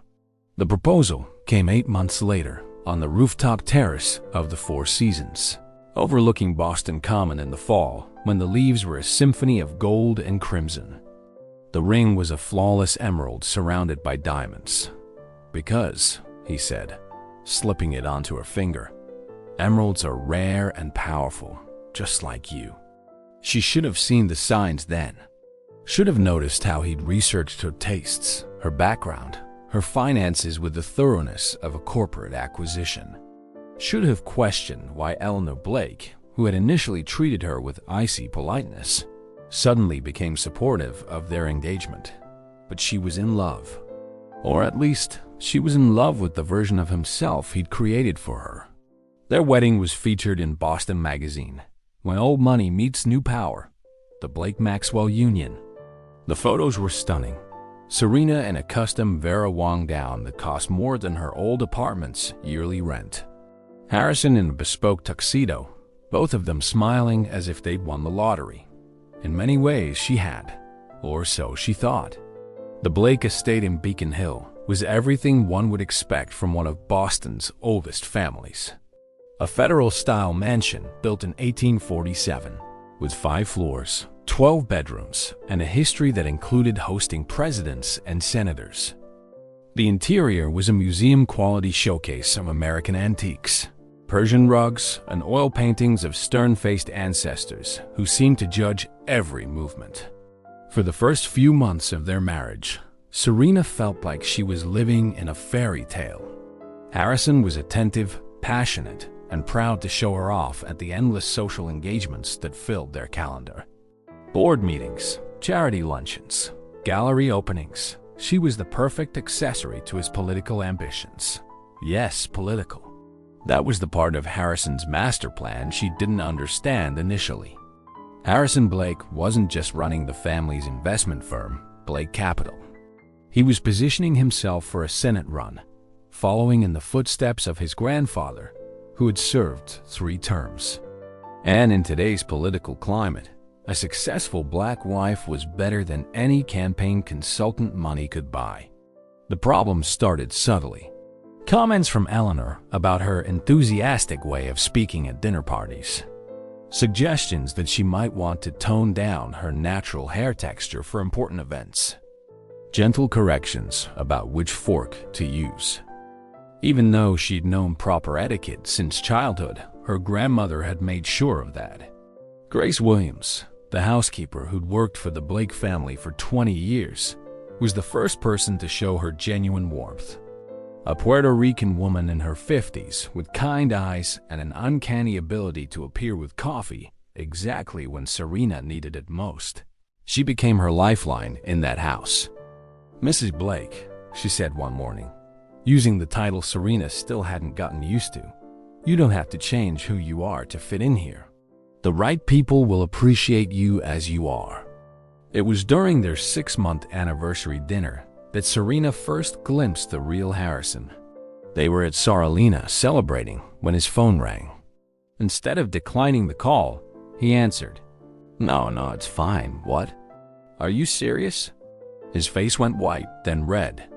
"I don't care what it takes. Fix it. Tonight." He hung up and immediately called for the check. His romantic mood evaporated. "What's wrong?" she asked. "Nothing you need to worry about," he said, but his tone was clipped, dismissive. Business. On the ride home, she tried to comfort him, to offer support the way partners do. He brushed off her attempts with increasing irritation until finally snapping. "Serena, you wouldn't understand. This isn't museum politics or academic theory. This is real money, real consequences." The words stung not just because of their dismissiveness, but because of the underlying assumption that her world was somehow less real, less important than his. That night, lying in their king-size bed with its 800 thread count sheets, she stared at the ceiling and wondered if this was what her grandmother had meant when she de-warned her about men who saw dollar signs instead of hearts. The first major red flag came during her miscarriage. Serena was 3 months pregnant, a surprise that had initially terrified her, but that she'd grown to embrace. Harrison seemed thrilled, talking about legacy and the continuation of the Blake name. Eleanor even softened toward her, suddenly interested in discussing nursery decorations and family traditions. The bleeding started on a Tuesday morning. Harrison was in meetings all day, so Grace drove her to Mass General. Auxiliaries. The doctor confirmed what she already knew in her heart. They'd lost the baby. She called Harrison from the hospital room, tears streaming down her face. "Harrison, I need you." "The baby." "I'm in the middle of something crucial, Serena. Can this wait until tonight?" "The baby is gone, Harrison. I lost our baby." The silence stretched for what felt like hours. When he finally spoke, his voice was carefully controlled. "I'll be there in an hour." He showed up 3 hours later with flowers and the appropriate expressions of sympathy. But something had shifted in his eyes. She couldn't name it then, but she can now. She had failed to deliver on her primary function as his wife. During her recovery, she spent a lot of time in the house, and that's when she started to notice things. Hushed phone conversations that ended when she entered rooms. Documents that disappeared from Harrison's desk when she walked by. The way certain visitors, always white men in expensive suits, would stop talking and nod politely when she appeared. Grace began leaving coffee and pastries outside her bedroom door with little notes. "Take care of yourself, Mia. You're stronger than you know." One afternoon, while Harrison was at the office, she decided to redecorate the nursery they'd never use. She wanted to transform it into a home office where she could work on her research. When she called the decorator Harrison had initially hired, the woman was confused. "Mrs. Blake, I thought we were putting that project on hold indefinitely. That's what your husband said when he canceled the contract last week." "Canceled? But I'm the one paying for." She stopped. They shared accounts, but the money was coming from her trust fund. "Never mind, I'll call you back." That evening, she confronted Harrison about it. He was in his study, door closed, having what sounded like a heated conversation. She knocked and entered without waiting for permission. "We need to talk." He held up one finger, the universal gesture for wait, and continued his conversation. "No, Vincent, I don't care what the optics are. We stick to the timeline, because I said so. That's why. When he finally hung up, he looked at her with barely concealed irritation. What's so urgent that it couldn't wait? You canceled the decorator. For the nursery. Serena, we don't need that room anymore. I thought it would be too painful. I want to turn it into an office. I'm thinking of writing a book, and I need space to work. His expression changed, became calculating. A book about what? The intersection of race and class in American art collections. How institutions like museums have historically excluded black artists and how that's changing. That sounds controversial. That's the point, Harrison. Art should challenge people, make them think. He stood up, came around the desk, and put his hands on her shoulders. It should have been comforting. Instead, it felt patronizing. Darling, you've been through a trauma. Maybe writing isn't the best idea right now. Why don't you take some time, focus on healing, maybe do some volunteer work? I don't need to heal from wanting to use my brain, Harrison. Of course not. But timing is everything. I'm launching my Senate Exploratory Committee next month, and we need to be careful about the message we're sending. A book about racial inequality might not be the best. Might not be the best what? The truth? The truth is complicated, Serena, and politics is about perception as much as reality. That night, she lay awake thinking about perception versus reality, about how her husband saw her not as a partner, but as a carefully managed asset in his political portfolio. The breaking point came at a dinner party hosted by Senator Patricia Morrison, a woman whose approval Harrison desperately wanted. The guest list was a who's who of Massachusetts politics and old money. Serena wore a stunning black Tadashi Shoshi dress and had spent hours preparing talking points about arts funding and cultural policy. Instead, she spent the evening listening to Harrison explain to various guests how proud he was of her little museum job and how she was taking a break from work to focus on family planning. When Mrs. Morrison asked her directly about her thoughts on the proposed cuts to NEA funding, Harrison jumped in before she could answer. Serena's more concerned with the domestic arts these days, he said with a laugh that made her skin crawl. Though she does have some interesting perspectives on, what would you call it, darling? Diversity in exhibitions? The condescension was breathtaking. This was a man who'd once told her that her intelligence was what attracted him to her, now reducing her to a decorative object with interesting perspectives on her own field of expertise. She excused herself to the bathroom and called Grace.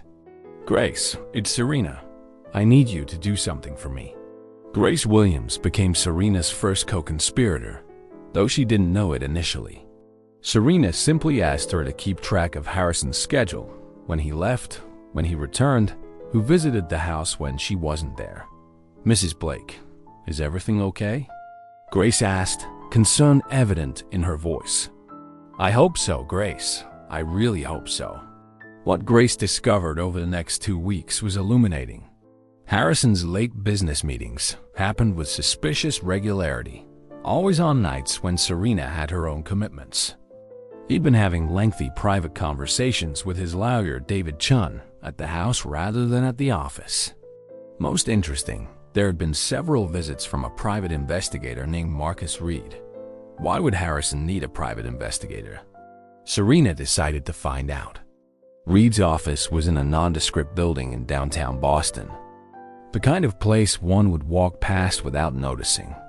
She showed up without an appointment, dressed in jeans and a Harvard sweatshirt, hoping to look less like Harrison Blake's wife and more like a concerned citizen. I'm wondering if you could help me, she told the receptionist, a middle-aged woman with kind eyes. I think my husband might be having me investigated, and I'm not sure why. The woman looked uncomfortable. Ma'am, we can't discuss ongoing cases. I'm not asking you to discuss anything.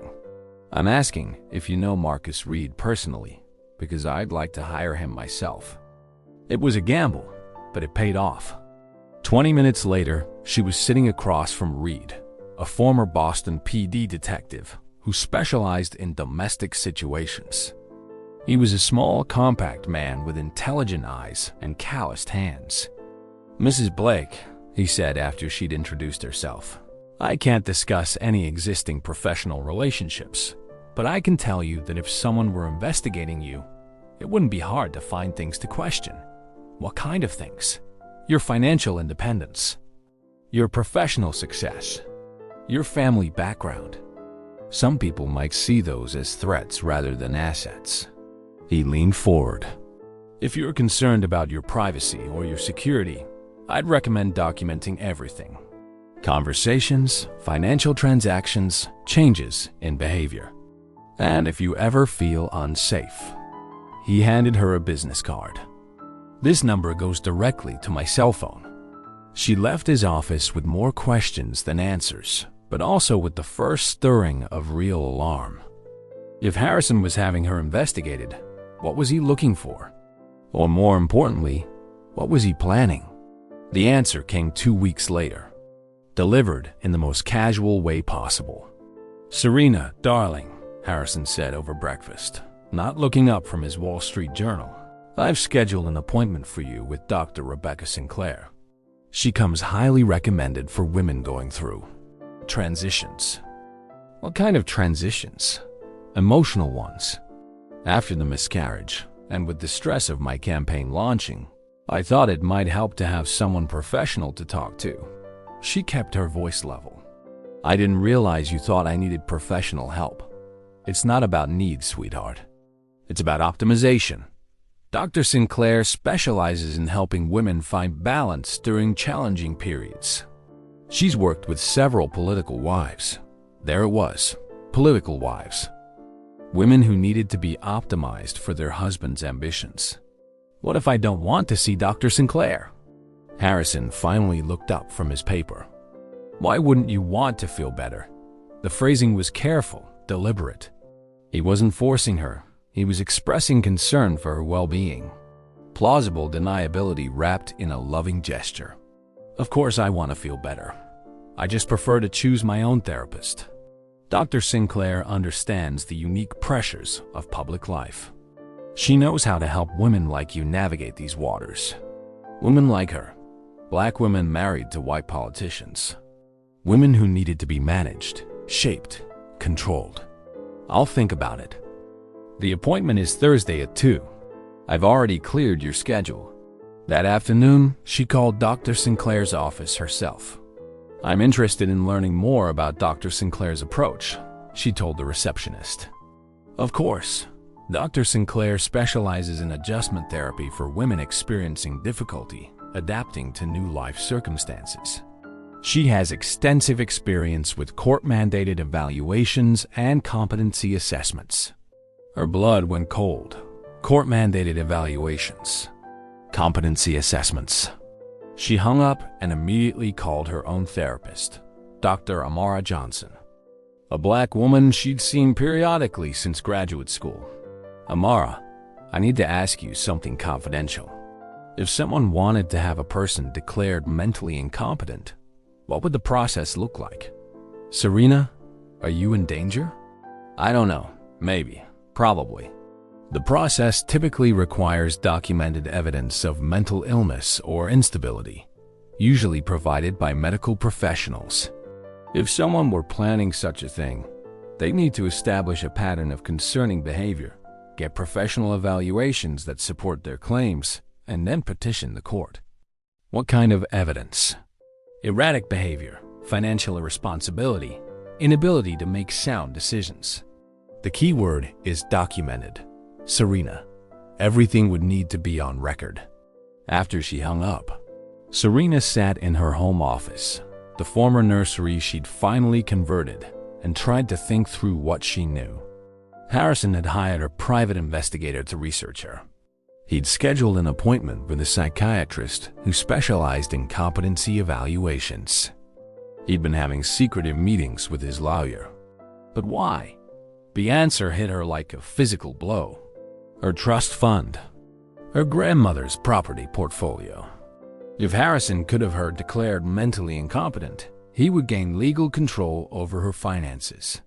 And if he was planning a Senate run, Those resources would be invaluable.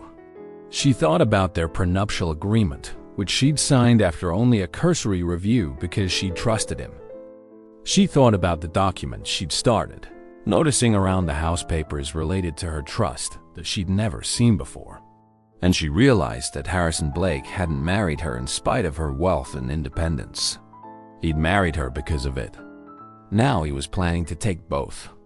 Knowledge is power, but documentation is a weapon. Over the next month, Serena became a forensic accountant of her own life. Grace proved invaluable, though Serena was careful not to involve her in anything that might put her job at risk.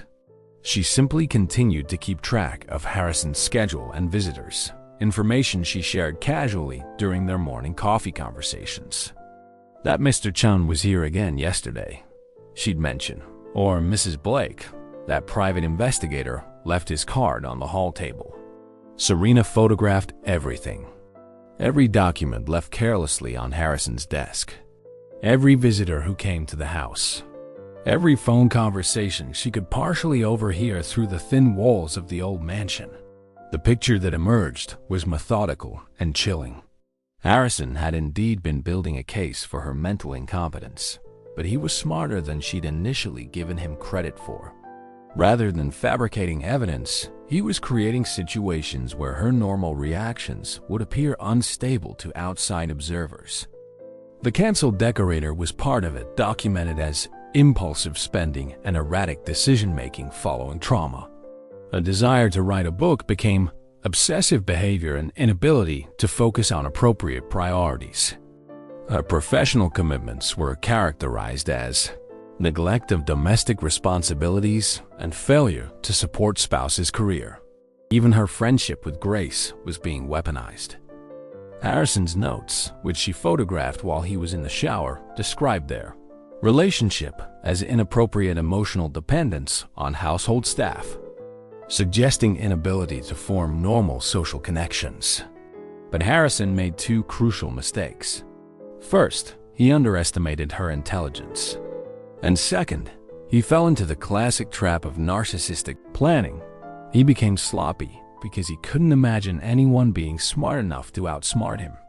She found the smoking gun in his laptop, which he'd left open while taking a business call in another room. His email correspondence with David Chun laid out the entire timeline. David timeline needs acceleration. S. Becoming more suspicious and potentially problematic for campaign. Need competency evaluation completed by month end. Have you confirmed Dr. Sinclair understands her role? Timeline for trust fund transfer? H. Harrison Dr. Sinclair is fully briefed. Evaluation scheduled for Thursday. Trust fund transfer documents ready for signature once competency order is in place.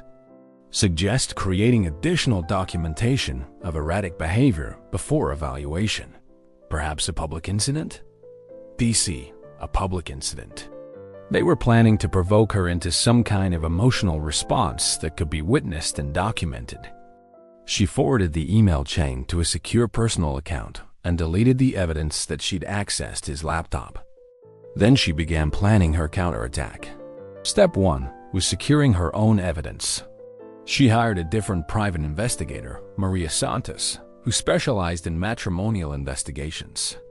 Within a week, Maria had uncovered Harrison's financial irregularities. Properties purchased with Serena's money, but titled only in his name. Campaign expenses paid from her trust fund accounts. And most damaging, evidence of a relationship with Madison Pierce that predated their marriage. Madison Pierce, 26 years old, blonde, from a prominent banking family, and according to Maria's investigation, Harrison's longtime mistress, who'd been strategically placed in his life to help with his political ambitions. Their affair had continued throughout his marriage to Serena, funded by her money in an apartment he'd bought in Madison's name. Step 2 was legal protection. Serena retained Angela Brooks, a black attorney who specialized in financial crime and had a reputation for destroying entitled white men in court. Angela was everything Harrison's legal team wasn't: brilliant, ruthless, and completely invested in seeing Serena win. Mrs. Blake, Angela said during their first meeting. What they're attempting is financial abuse with a side of psychological manipulation. It's also illegal on about 15 different levels. The question is, how do you want to handle this? I want to destroy him, Serena said without hesitation. But I want to do it publicly, in front of everyone who matters to his career. Angela smiled. I think I'm going to enjoy working with you. 2 weeks before the campaign launch dinner, Serena decided to meet Madison Pierce. Madison worked as a consultant for her father's investment firm, the kind of job that's really just a salary for being born into the right family. Her office was in the financial district, in a gleaming tower that screamed new money trying to look like old money. Serena dressed carefully for the meeting. Understated but expensive clothes, minimal makeup, her natural hair, and a sleek low bun. She wanted to look successful but non-threatening, confident but not aggressive. Madison's assistant tried to turn her away. Ms. Pierce isn't taking unscheduled meetings today. Please tell her that Mrs. Harrison Blake would like just 5 minutes of her time. The color drained from the assistant's face. I'll check if she's available. Madison appeared in her office doorway less than a minute later. She was beautiful in the way that expensive grooming and good genetics can make someone beautiful, perfect skin, perfect teeth, perfect highlights. But her eyes were sharp and calculating. Mrs. Blake, she said, with a warm smile that didn't reach those calculating eyes. What an unexpected pleasure. Please, come in. Her office was decorated in safe, expensive neutrals. Family photos lined her desk, including one half hidden behind others, Madison and Harrison at what looked like a resort, both wearing tennis whites and looking very much like a couple. She followed Serena's gaze, and for just a moment, her composure slipped. That was a business retreat, she said quickly. Your husband's been advising our firm on political strategy. I'm sure he has. Serena settled into the chair across from her desk. Madison, I'm going to be direct with you, because I think we're both intelligent women. I know about your relationship with my husband. Madison opened her mouth to deny it, but Serena held up a hand. I'm not here to make a scene or to threaten you. I'm here because I think you should know exactly what Harrison's plans are, not just for his campaign, but for his personal life. Now she had Madison's attention. Harrison is planning to have me declared mentally incompetent so he can access my trust fund to finance his Senate campaign. Once that's accomplished, he'll divorce me, citing my mental health issues, and marry you. The perfect political wife for the next phase of his career. Madison's expression didn't change, but Serena saw her hands tighten on her desk. That's quite a story, Mrs. Blake. It is, isn't it? The thing is, Madison, Harrison sees people as chess pieces. Right now, you're a useful piece. But what happens when you're not useful anymore? What happens when his political ambitions change, or when you get older, or when he finds a shinier object? Serena leaned forward. What happens when you become the obstacle instead of the solution? For a long moment, they just looked at each other.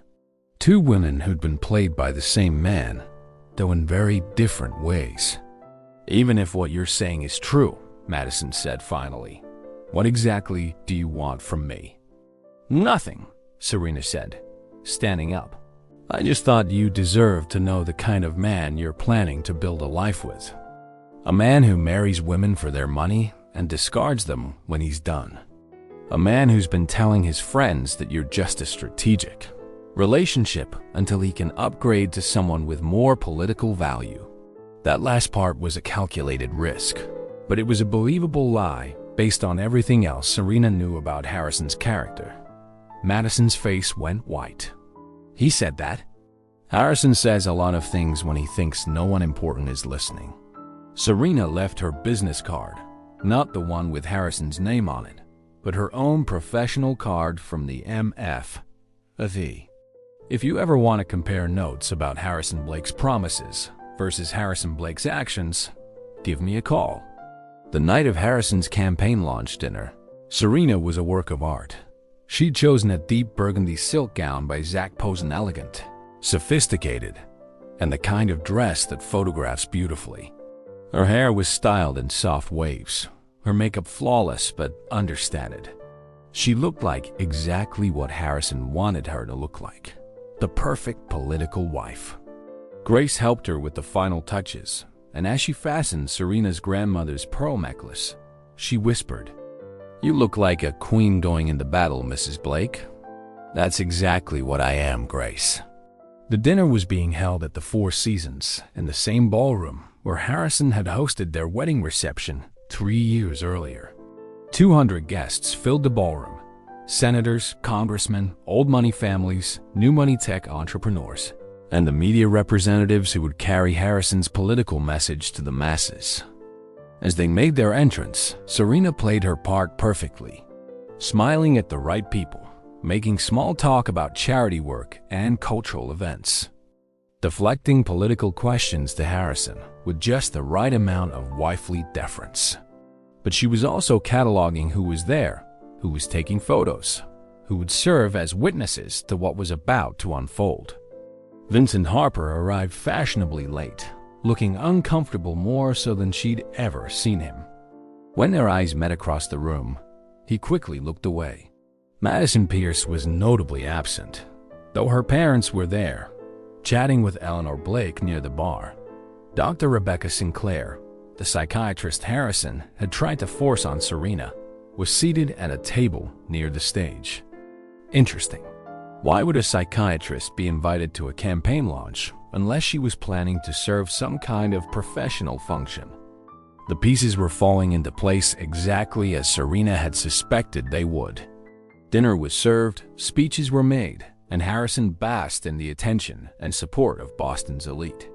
As the evening progressed, she could see him growing more confident, more convinced that everything was going according to his plan.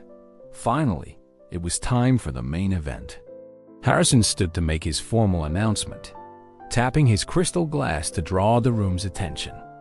"Ladies and gentlemen, thank you all for being here tonight to celebrate not just a campaign launch, but a vision for Massachusetts' future." He spoke for 15 minutes about his qualifications, his vision, his commitment to public service.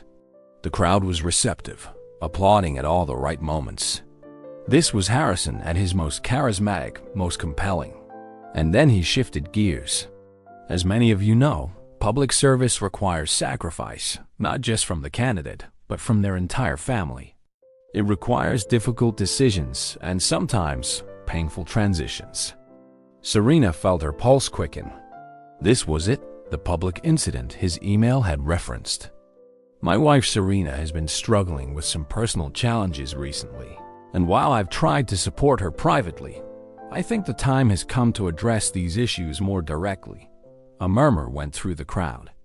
She saw people leaning forward, sensing drama. "Serena, darling." Harrison turned to her with that same patronizing smile she'd learned to hate. "I think our guests would understand if you wanted to take some time away to focus on your health. Dr. Sinclair and I have discussed some excellent facilities." "Actually, Harrison," Serena interrupted, her voice carrying clearly through the suddenly quiet ballroom, "I think there's been a misunderstanding." She stood slowly, every eye in the room fixed on her. This was the moment everything hinged on her tone, her demeanor, her complete control of the narrative. "You see, everyone, my husband is absolutely right that this evening is about difficult decisions and painful transitions, but not quite in the way he described." She reached into her clutch and pulled out not just a USB drive, but a thick manila envelope. Harrison has been planning this moment for months. Not just his campaign launch, but his public humiliation of his wife. What he didn't plan for was me finding out about it. The room was dead silent now. Even the waitstaff had stopped moving. The USB drive contained security footage from Harrison's private office, showing him meeting with his lawyer to discuss having me declared mentally incompetent. It also contains recordings of those meetings, where they discuss the timeline for accessing my trust fund and the need to create a public incident to justify their actions. Harrison's face had gone white. "Serena, you're not well. You're having another episode, am I?" She opened the envelope and began pulling out documents. Because I also have bank records showing systematic theft from my grandmother's property investments. I have documentation of campaign expenses paid from my personal accounts without my knowledge or consent. And I have evidence of your ongoing affair with Madison Pierce, including receipts for the apartment you bought her with my money. Gasps rippled through the crowd. Cameras were flashing, not for Harrison's campaign, but for his destruction. The most interesting part, Serena continued, her voice never wavering, is that Harrison's been telling people I'm mentally unstable while simultaneously using my money to fund his political ambitions and his extramarital activities. It raises fascinating questions about his judgment, doesn't it? Eleanor Blake shot to her feet. This is preposterous. Harrison would never. Mrs. Blake, Serena turned to her mother-in-law with a smile. Would you like to see the recordings of you and Harrison discussing which psychiatric facility would be most discreet? Or perhaps the emails about how quickly you could gain control of the Maxwell assets once I was out of the picture? Eleanor's champagne glass slipped from her fingers, shattering on the marble floor. The room erupted. Guests were talking over each other. Reporters were frantically taking notes, and Harrison was standing frozen at the podium, his political career crumbling in real time. Ladies and gentlemen, Serena said, raising her voice to cut through the chaos, I want to thank you all for being here tonight. You've witnessed something truly historic, the complete exposure of a man who thought he could steal a woman's wealth, destroy her reputation. What did you think of the story? Share your thoughts in the comment below. I'd love to hear your stories.